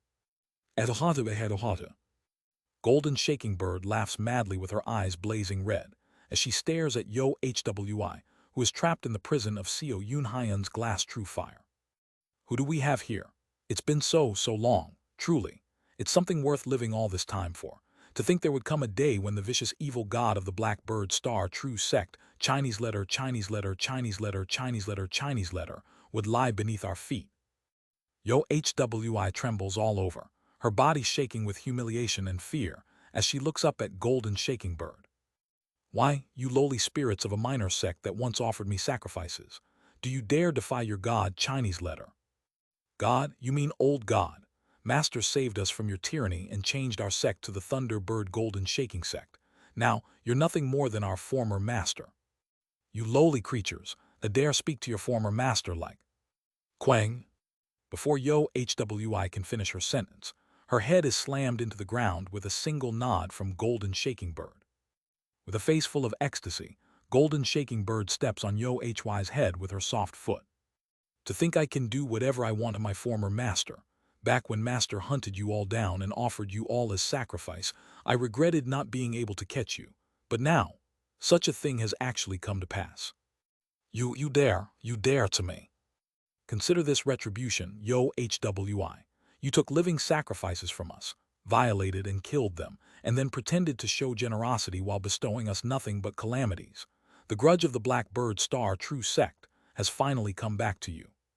Sneer. A massive banner crackling with lightning appears in Golden Shaking Bird's hand. Wait, though I killed them, they died experiencing pleasure. I'm saying I killed them after making them happy. Senior, please listen to my words for a moment. The lightning banner, named the ascetic lightning curse banner, rises to the plane of fate and becomes an immortal art. Smiling to the point her mouth threatens to tear, Golden Shaking Bird tramples Yo HWI underfoot as she looks down at her. The time Elder will take to circle the sun and moon heavenly domain won't be long, at most 10 days, ahaha, but for you, it will be a long 10 days. Licking her lips, Golden Shaking Bird presses the ascetic lightning curse banner, along with countless other Dharma tools made of lightning, towards the tightly bound Yo HWI. Let's have a delightful time together, our former evil god. On the vast expanse of the colorless glass sword mountain. In that place, one laugh and one scream echo across the land. Sun and moon heavenly domain.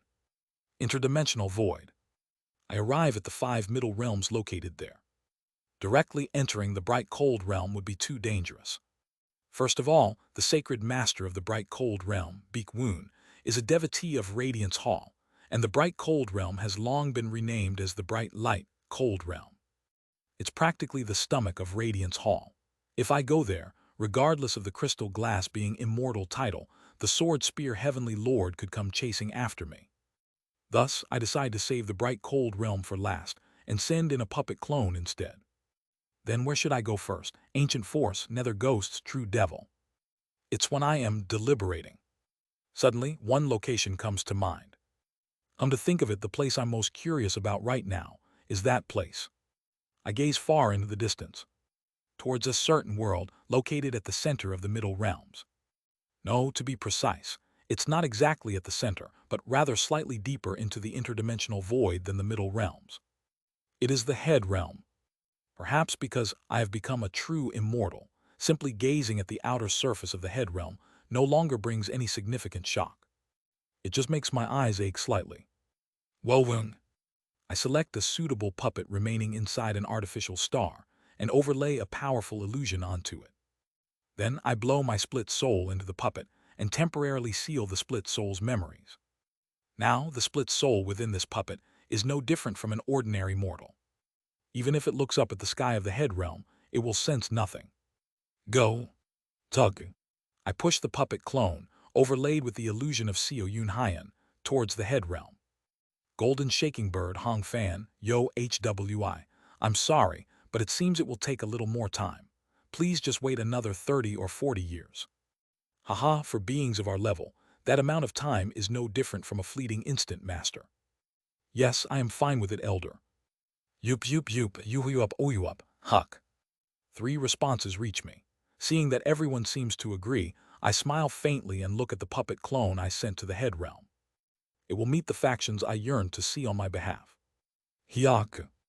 I snap my eyes open and rise from where I was lying. This place is. Looking around, I find myself in some strange cave. I get up in a panic. My head hurts. Where is this and why am I? Suddenly, memories surface. I was definitely driving my coworkers in the car to our destination when we were caught in a landslide. Throb. That's right. I was caught in a landslide. But for some reason, when I opened my eyes, I found myself in this strange place. While I was unconscious, it feels like I had a very long dream. However, I cannot clearly recall the details of the dream. I stagger and for now head outside. Where the hell is this? Where are my coworkers? It's then. Some knowledge suddenly surfaces in my mind. Ascension Path. The name of this place is Ascension Path. Chapter 551, World of Sun and Moon 2. I once made a vow. Watching Seo Lee's death, I swore to never create clones recklessly again.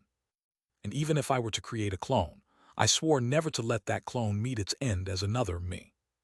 I clutch my throbbing head as I walk through the strange forest known as Ascension Path. I don't know why, but instinctively I can tell. This world is not Korea. It's not Earth. No, it's not even the heavenly domain where we used to live. What even is a heavenly domain? I shake my head violently, sighing at the strange knowledge that occasionally pops into my mind. Suddenly falling into a strange world with strange knowledge in my head, and Shirawurururuk.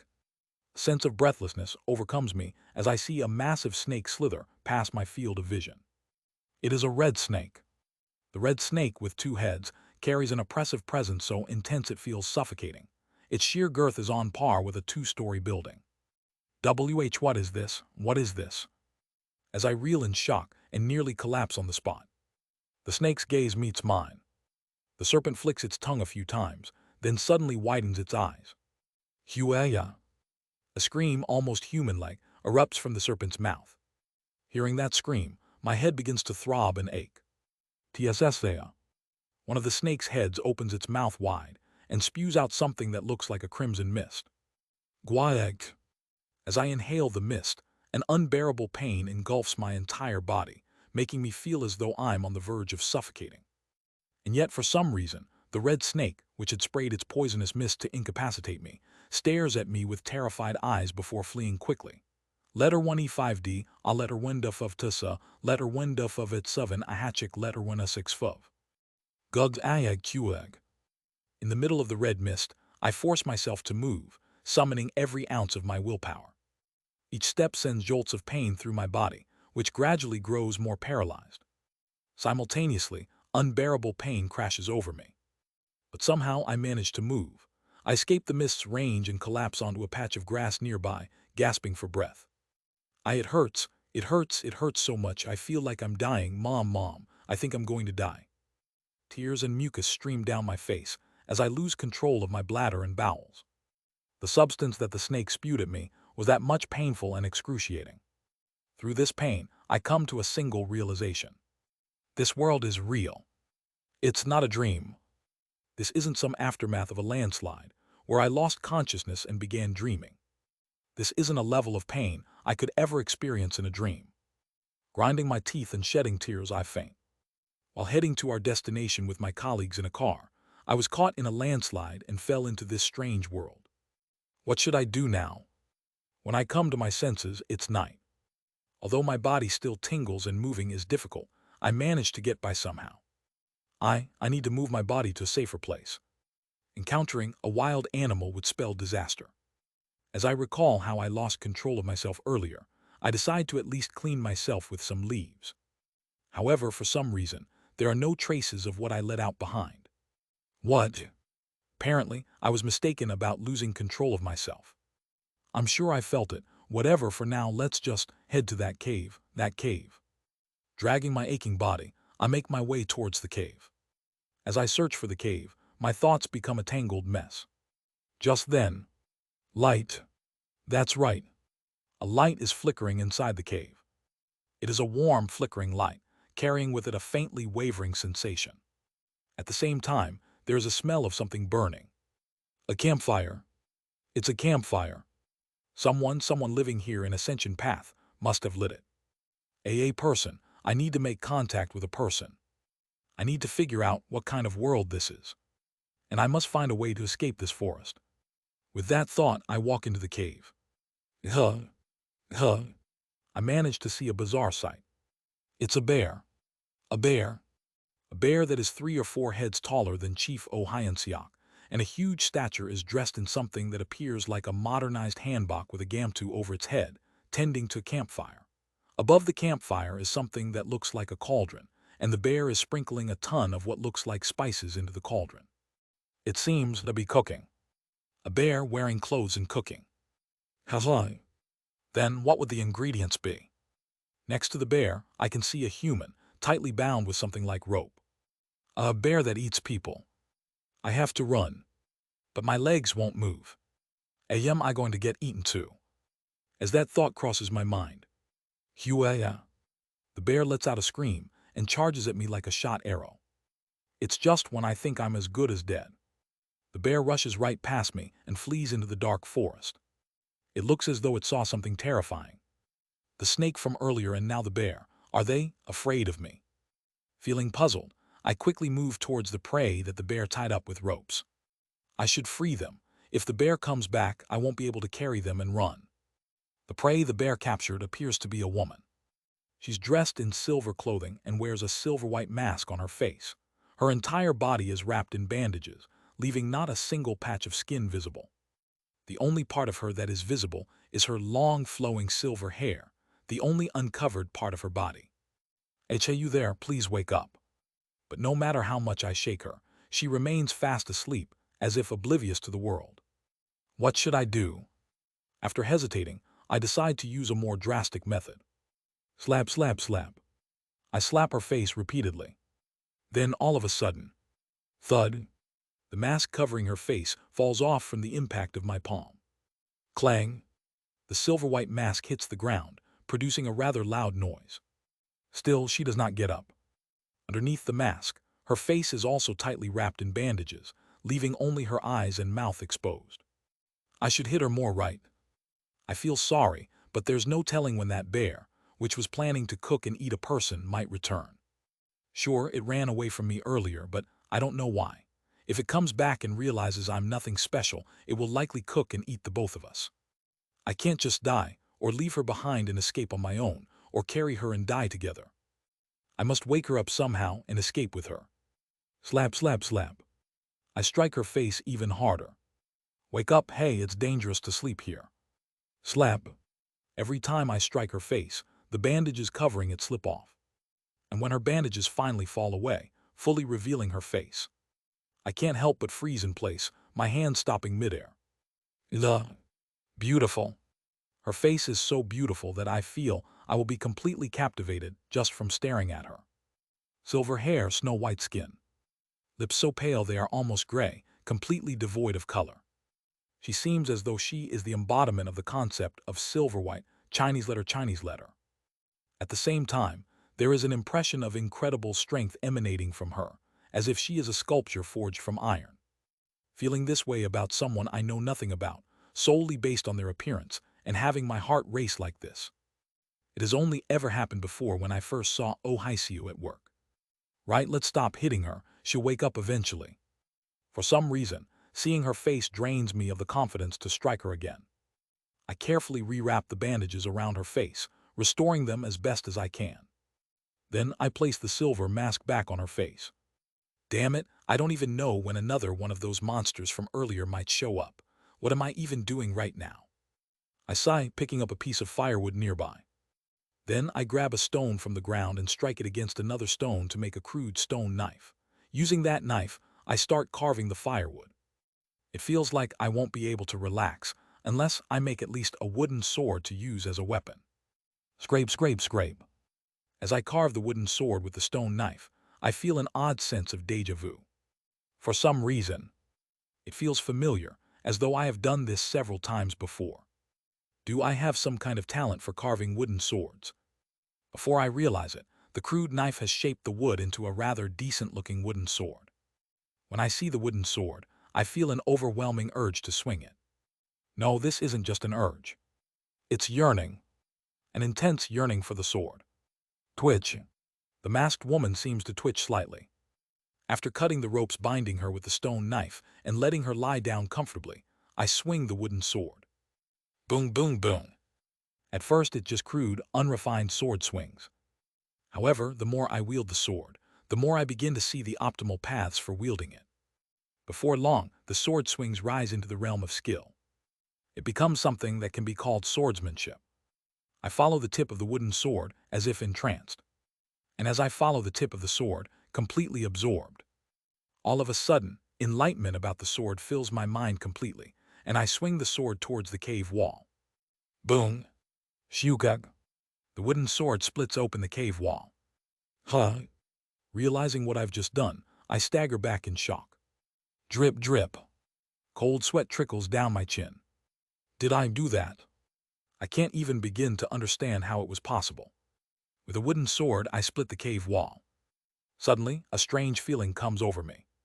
A terrible accident, falling into a strange world, encountering monsters, meeting a stunningly beautiful woman, and discovering some latent power within myself. It's just like the stories Jian Myohoon often reads. The situation seems a bit. Just then, twitch. The masked woman's body twitches. Ha, are you waking up? I grab the wooden sword and approach her. At that moment, Hawk. She suddenly reaches out to the wooden sword I am holding, gripping the blade tightly and pulling it towards herself. Ah no, what are you doing? For some reason, I feel an intense unwillingness to let go of the sword and pull back on the handle. It's nothing more than a hastily made wooden sword, but the idea of having my sword taken away by someone else is something, for some reason, my very being refuses to tolerate from deep within. However, I soon realize that this woman possesses an incredible amount of strength. What kind of strength? Kook. Even in her half-conscious state, she forcefully pulls my sword towards her. Sword. For some reason, she seems to intensely desire the sword. If this were Earth, I would have just handed over a wooden sword like this without hesitation. But now, it feels different.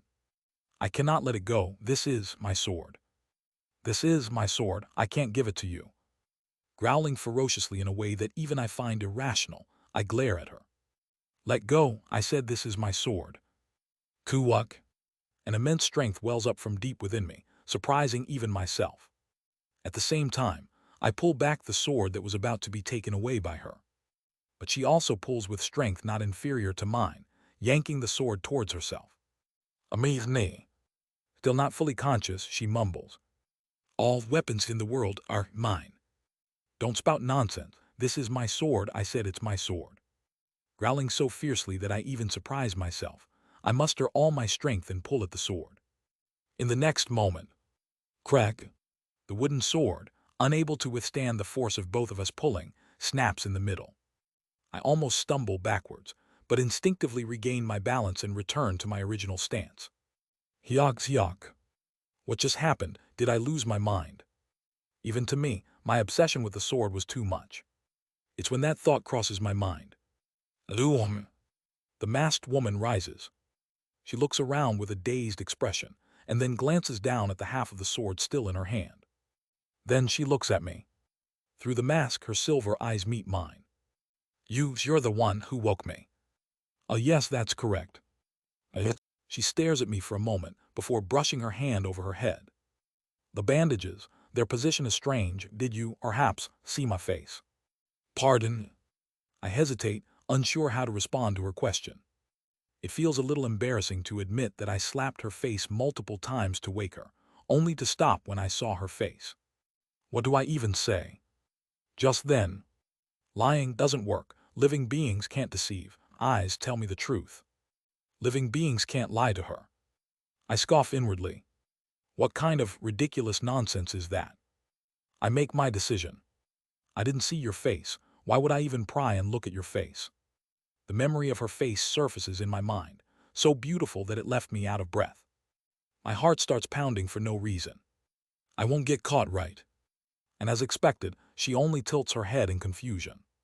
No reaction. Is it not a lie? Of course, why would I suddenly lie? I see, that's really fortunate. For some reason, I feel that she's smiling. If you had seen my face, I would have had to kill you. Chills? Why is that? She is a little strong, but she's still smaller than me and has a slender build. Yet with just a single word from her, I feel chills run across my entire body, like sinking into a deep quagmire. It feels as if a dread far surpassing the time I encountered the giant snake, or the bear dressed in human clothes, is sweeping over my entire being. Instinctively, I can tell that what this woman is saying is the truth. Kill, what do you mean?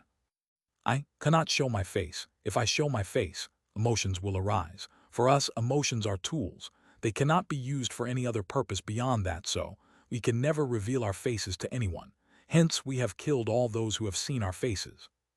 Her speech, which is a bit awkward at first, gradually becomes faster and clearer. However, as I talk to her, I realize that I am conversing with her in a language I've never spoken before in my life. Just what is this as well? No, forget it. It's not just one or two things that are strange at this point. Who is this will you speak of? We are. Even though her speech has become more clearer, she scratches her head as if she can't quite remember something.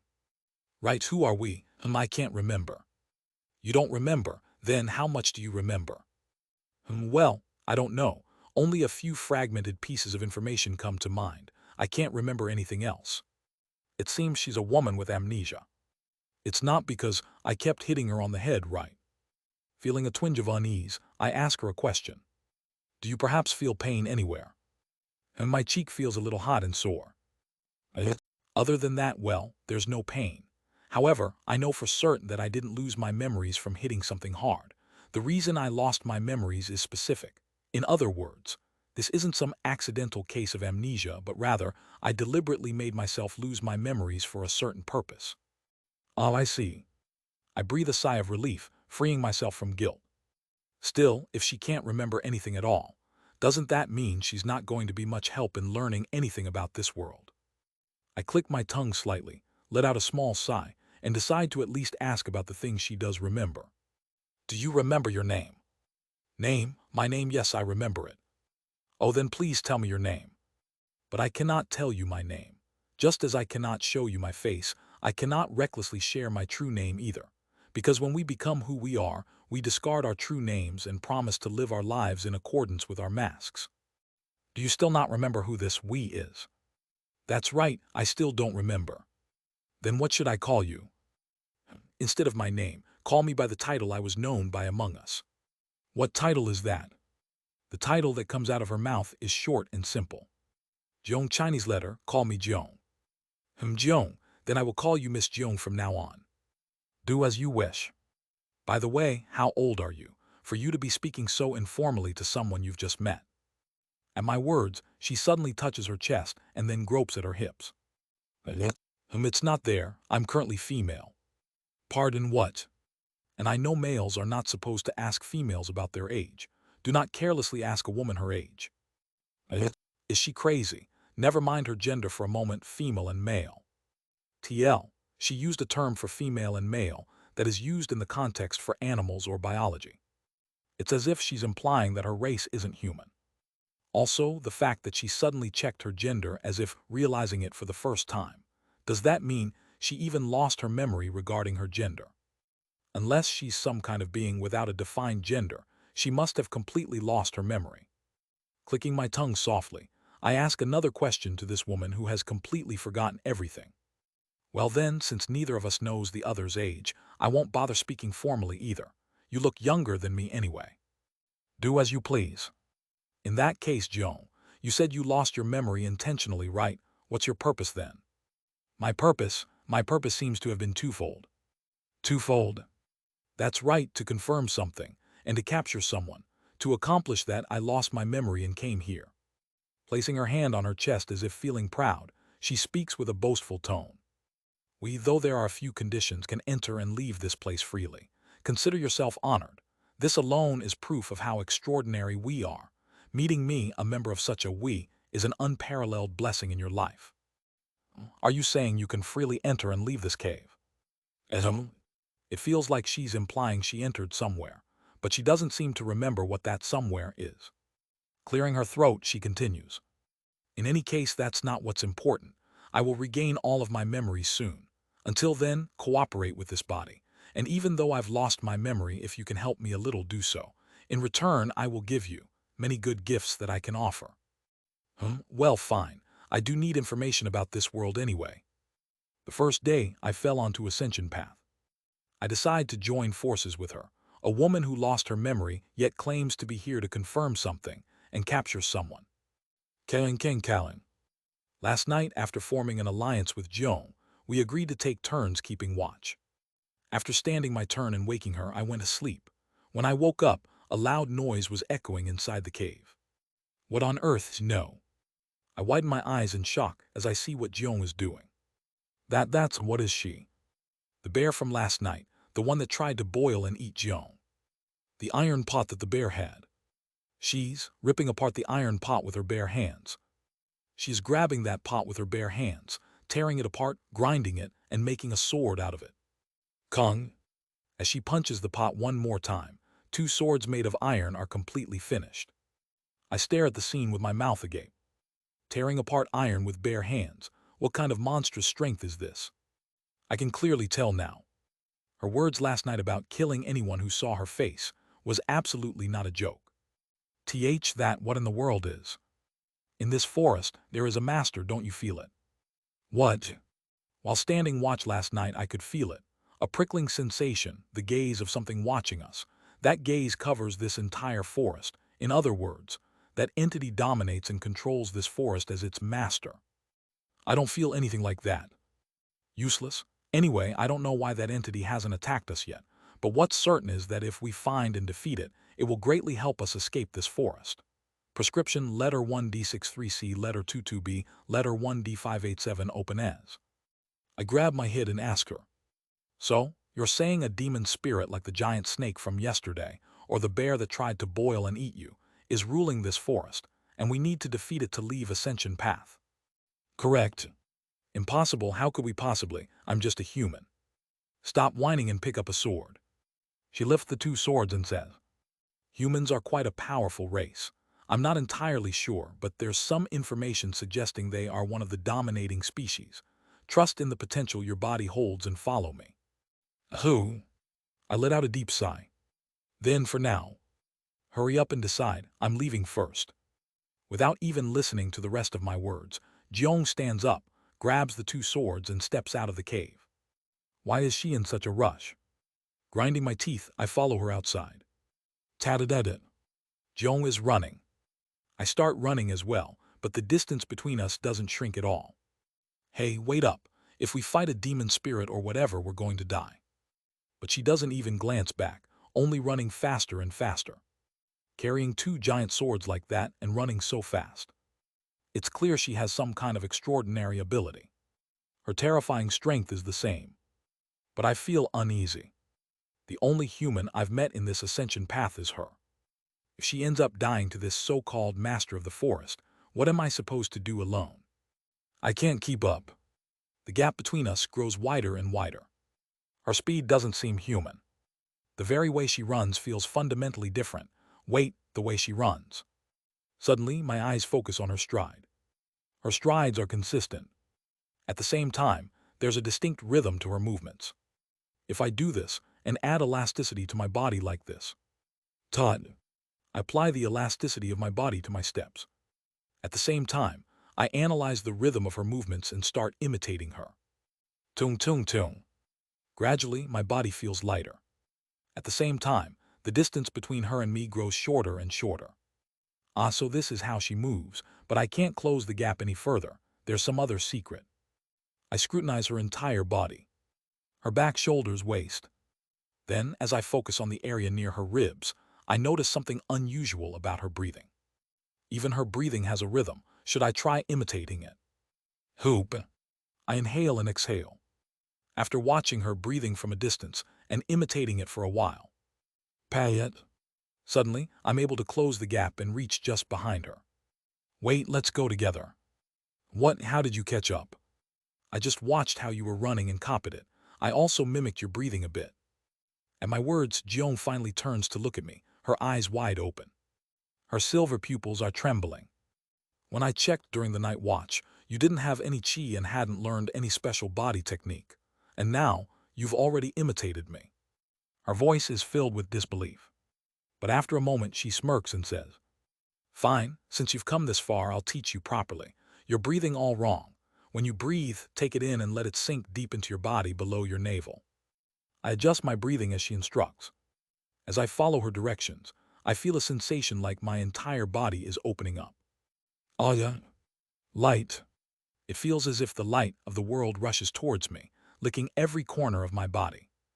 It feels oddly ticklish, but also refreshing. In an instant, I'm immersed in a selfless state where it feels like I'm running not through ascension path, but through a space of light. A space of light. Joan, who is running ahead of me, lets out a laugh. Impressive, to follow me into my domain in such a short time. Truly, you have brilliant talent. After finishing her words, she glances away from me and says, Then I'll go on ahead, catch up quickly. As my memories return, so do my senses of controlling power. Pod. With that, she disappears from my sight once more. I can't catch up. She is too far ahead. Not just in terms of physical distance. Her ability to control this mysterious power, her understanding of it, seems to be on an entirely different dimension from mine. Will I be able to reach it, her domain? I unconsciously find myself longing to someday reach her domain. Someday I want to stand on the same horizon as her, no higher than that. It happens at that moment. Thwack. As I continue running, I crash into something in front of me. Qa. My body bounces backward, and I let out a scream from the shock. When I regain my senses, I realize what I have collided with. A centipede. It is a massive centipede. The centipede, covered in a pitch-black carapace, exudes a ferocious aura, flicking its antennae at me and Joan. So it's you, the owner of this forest, the one who's been sending killing intent towards us. Joan, looking at the enormous centipede, grips the two swords in her hands and mutters. She seems like a fearsome monster herself. But suddenly, a certain scene flashes through my mind, bringing with it excruciating pain. The scene is from an area in front of a place called Ascension Gate. A man with blue hair, dressed in a blue robe, with small horns protruding from his head. And a ghost with only bones remaining, shrouded in black ghostly energy. In front of those two beings, I am doing something. Countless centipedes scatter in front of the place called Ascension Gate. Out of all the centipedes, only one clings to my foot, while the rest scatter across the entirety of Ascension Path. What is this memory? Taken aback, I try to recall more about this strange memory, but the intense pain prevents me from remembering anything further.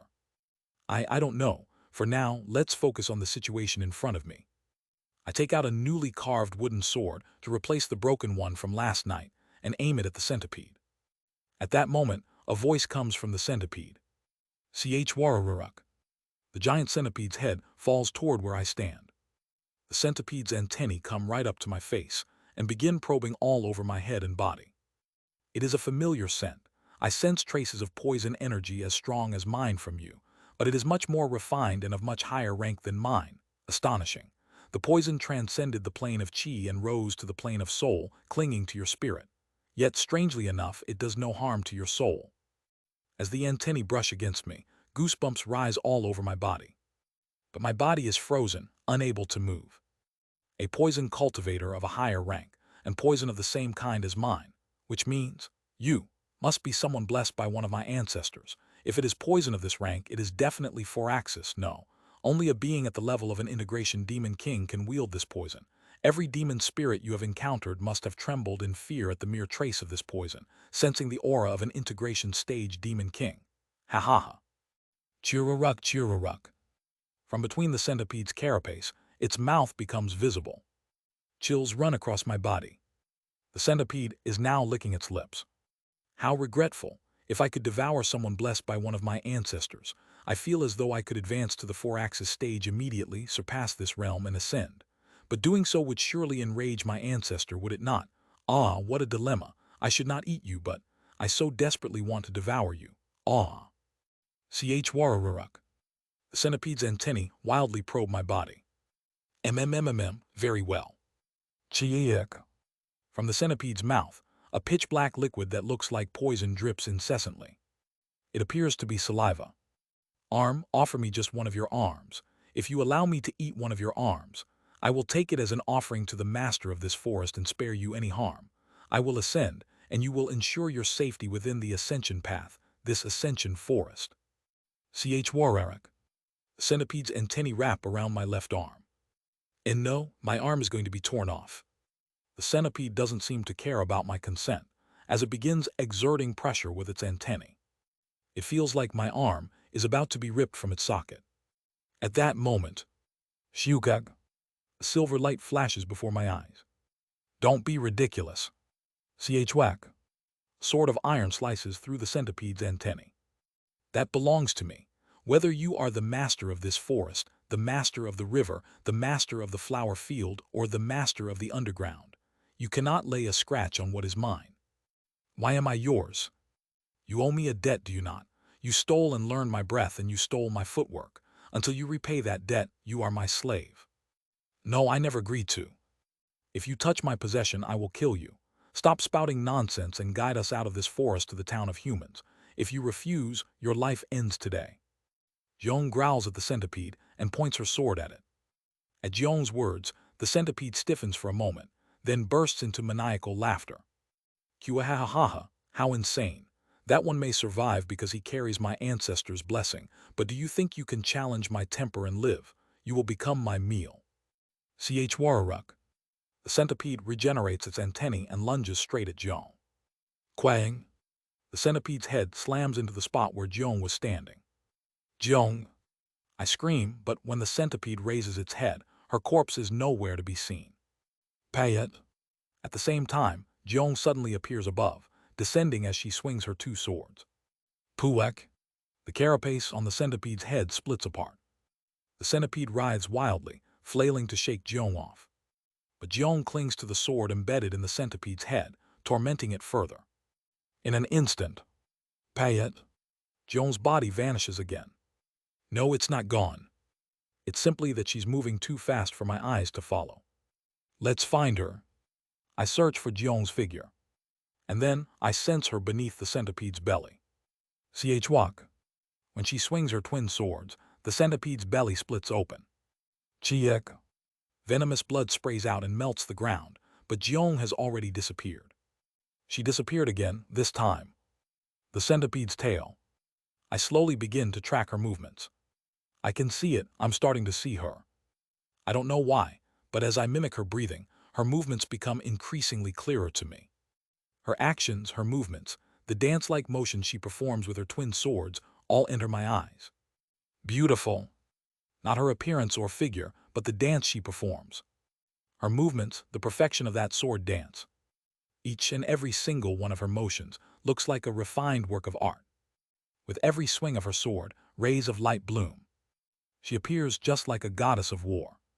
It's not simply the act of swinging the sword. Within each swing lies the history of countless weapons itself. Her swordsmanship embodies war itself. Kugwang. The centipede uses strange abilities, akin to supernatural powers, to obliterate the surrounding terrain and melt entire areas with poison. Yet she evades all of it, closing the distance and slicing into the centipede's body. Then, at a certain moment, quang, the centipede collapses, defeated by Jeon. Hyok Hediok Hyok. Sururung. Jeon points her sword at the centipede and speaks coldly. I will spare your life, heal your body and take us out of this ascension path. You understood, please forgive me. Thus, the brief battle between the centipede and Jeon comes to an end. Wararururuk. The next day, Jeon and I sit atop the healed centipede's head, heading westward. So, is there something in the west? I am not entirely sure. Among the fragments of memory that have returned, I have an intuition that the one I am pursuing will head west. So we're heading west to catch that someone. How do you know they'll go that way, and how far west are we going?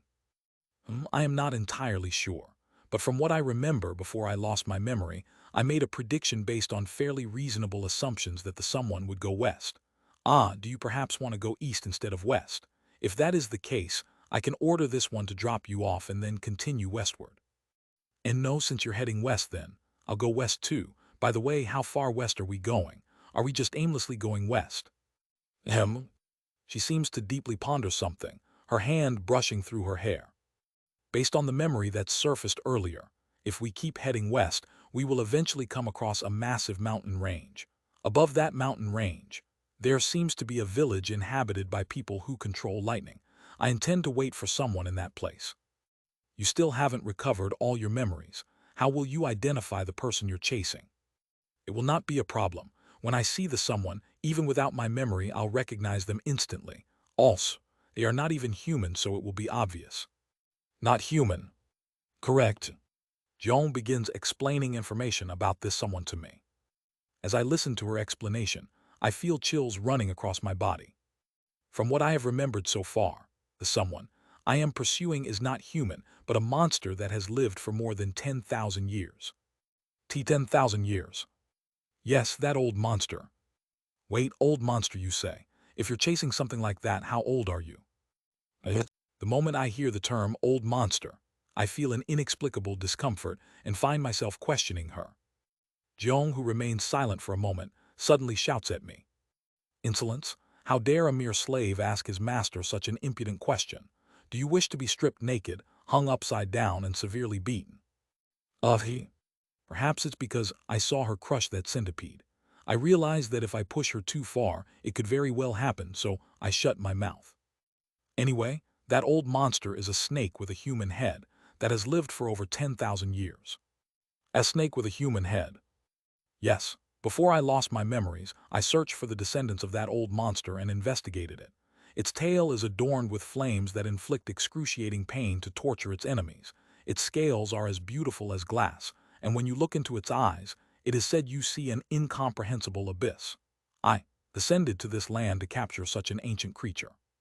Descended to this land, you say. For some reason, her words make her seem like a celestial maiden who has come down to the land. Truly, a terrifying and dreadful being. I hope you can catch it. Hearing my words, Jeon places her hand on my shoulder and says, and that being can transform into a human. Moreover, it is said to spit a black liquid imbued with the power of death from its mouth. If you ever encounter it in battle, the fight will not end as easily as it did with the centipede. If that time comes, use every bit of your strength to run away from the battlefield.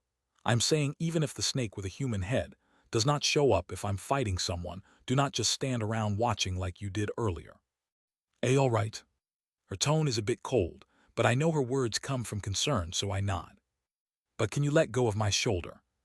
How dare a slave command his master? In response to my words, Jeon tightens her grip on my shoulder, squeezing it recklessly in a sadistic manner. Warrarak. Before long, Jeon and I managed to leave the forest while riding on the centipede. The moment we escaped, it felt like I was about to faint. A floating island. A massive landmass was floating in the sky. Underneath the massive landmass, I let out a small gasp in wonder at this world. Jeon also looked slightly surprised at first, but she seemed to recall some memories as she accepted it like it's normal. In any case, the centipede leapt down from the sky island. When we came down from the Sky Island, it disappeared from view. That's fascinating as well. Zhong explained that a barrier is placed around it. It said the barrier lifts ascension path into the sky, hides it from others' sight, and also serves to seal something. That seems to be the gist of it. What could be sealed in ascension path? A treasure? A monster? While I'm lost in thought, the centipede sets Zhong and me down on a sandy floor. After traveling together for several days through the desert, I started calling her Zhongai, and she started referring to me as slave. We're both casually using nicknames for each other. You useless slave. When your master dismounts, you should have gotten off first and made a mat with your body. Do you not see the sand getting everywhere? There's sand everywhere anyway, so unless I carry you on my back, it's pointless. Then should you not be carrying me on your back? Slaves these days really have no sense of servitude. Grumbling, Zhongai dismounts from the centipede. In any case, you did well. I cannot reward you for today's work right now, but once I recover my strength and memories to some extent, I will bestow incredible fortune upon you. Why yes, elder, please take care. The centipede bids us farewell politely, and I walk alongside Zhongai towards the edge of the sandy desert, towards a certain city. The city has the name Chinsik City written on it. Sabak Sabak Sabak. As I stare at the gates of Chinsik City, I feel nauseous for some reason. Why is this happening? I feel like I'm going to throw up. When my complexion turns pale, Zhongai glances back at me and furrows her brow. How insolent! With your master right here, who else are you thinking about? I'm not thinking about anyone. You are lying. That is clearly the face of longing for someone else, you wicked fool. HMPH, forget it. Just hurry up and follow me. First, we need to gather some information. Following Zhongai, we roam around this desert city, learning about this world and this country. First, it turns out that we are in a place called Byokra, and further west lies Yangyuo and Shengzi. Her destination, however, is a place called the Golden Divine Heavenly Thunder sect, a cultivation sect located in Shengzi. Cultivation sect. So, this is a world where martial artists and cultivators exist, with the cultivators working behind the scenes to control the world. Is it? Golden Divine Heavenly Thunder sect, Shattered Heaven Peak. Yes, this is the place. The location that the someone from my memory would seek out is exactly here. But about these cultivation sects, I ask, basing my questions on the information I've gathered while wandering around Chinsik City with Zhongai. How do we even get in? In the case of the Taoist sects on Earth, they often doubled as Taoist shrines or temples. Because of this, there were many instances where visitors would come to offer incense, making it sufficiently accessible even for civilians to enter. However, the cultivation sects in this world are completely different from Taoist temples. They seem like secretive underground organizations. We aren't cultivators, and we don't even have that thing called spiritual roots, do we? Don't have spiritual roots. Ahaha, do not worry. My memories are gradually coming back. If we don't have spiritual roots, we can simply make one. Make spiritual roots. That's right, creating a 5-element spiritual roots is simple. I can show you right now. Watch and follow later. As if she can't waste any more time, she immediately books a room at an inn and sits in a lotus position on the floor, regulating her breathing. At a certain moment, flash, 5 streams of multicolored energy swirl above her head and are absorbed into her body. Simultaneously, cracking sounds echo as her body contorts. Wooduk wujujuduk. Payet. After some time, her twisting body stabilizes and returns to normal. Smiling with her eyes, she speaks. Something like complete transformation is no challenge to me. If you do what I just did, you too can obtain spiritual roots. Now then, for now I will focus on acquiring and learning cultivation methods. I recall that once I reach the 4th star of Qi refining, all of my memories will return. As for you, train in the sword techniques and breathing methods I have taught you, and strive to acquire spiritual roots through diligent effort. And so, in Chinsik City, I begin learning the martial arts and sword techniques. She teaches me while studying this world, aiming to achieve the complete transformation she mentioned, the state of 5 energies converging to the origin. In this way, 10 years pass. Zhonga, look at this. I think I'm about to reach the realm of 5 energies converging to the origin. Once I have my spiritual roots and start practicing cultivation methods, I'll be able to join a cultivator CL. I stop mid-sentence and stand frozen, looking into Zhongai's room. She sits inside the room and stares at the sky with hollow eyes, her face hidden behind a mask. Jonglai, don't be too discouraged. Over the 10 years, Jonglai and I became external members of the only cultivator clan that rules Byokra, the Chingmun clan. As a martial artist who has reached the realm of 5 energies converging to the origin, she is treated with considerable respect. But that's all. For 10 years, she has been stuck, unable to advance even to the first star of chi refining. Heavens above, why? When she sees me enter and realizes how close I am to reaching 5 energies converging to the origin, her eyes tremble violently. Damn it! Zhonglai's piercing scream echoes beyond the estate granted to us by the Chengmun clan. I smile bitterly, trying to comfort her. Don't be too discouraged, Zhonglai. Like you said, cultivation methods are incredibly difficult and grueling. Look at me. I haven't even started practicing cultivation methods yet. Ahaha, yes, that's right. 5-element spiritual roots. I wasn't originally of the 5-element spiritual roots. The 5-element spiritual roots is the problem. Yes, practicing cultivation methods with the 5-element spiritual roots is not easy. It's as you said, it truly is a grueling process. Perhaps feeling a bit comforted by my words, she lets out a long sigh, regains her composure, and steps outside the estate with me. Rise to 5 energies converging to the origin. I'll stand as your law protector while you undergo complete transformation. Got it, Zhonglai. Wu Wang. Using the martial arts I've trained in for over 10 years, I achieve complete transformation and reach 5 energies converging to the origin. Hu Wu. The world looks entirely different. Is this the consciousness of a cultivator? Feeling my newfound senses, I bow to Zhonglai. Then, as you have taught me thus far, I ask that you also guide me in cultivation methods, Senior Zhonglai. Haha, very well. Follow diligently.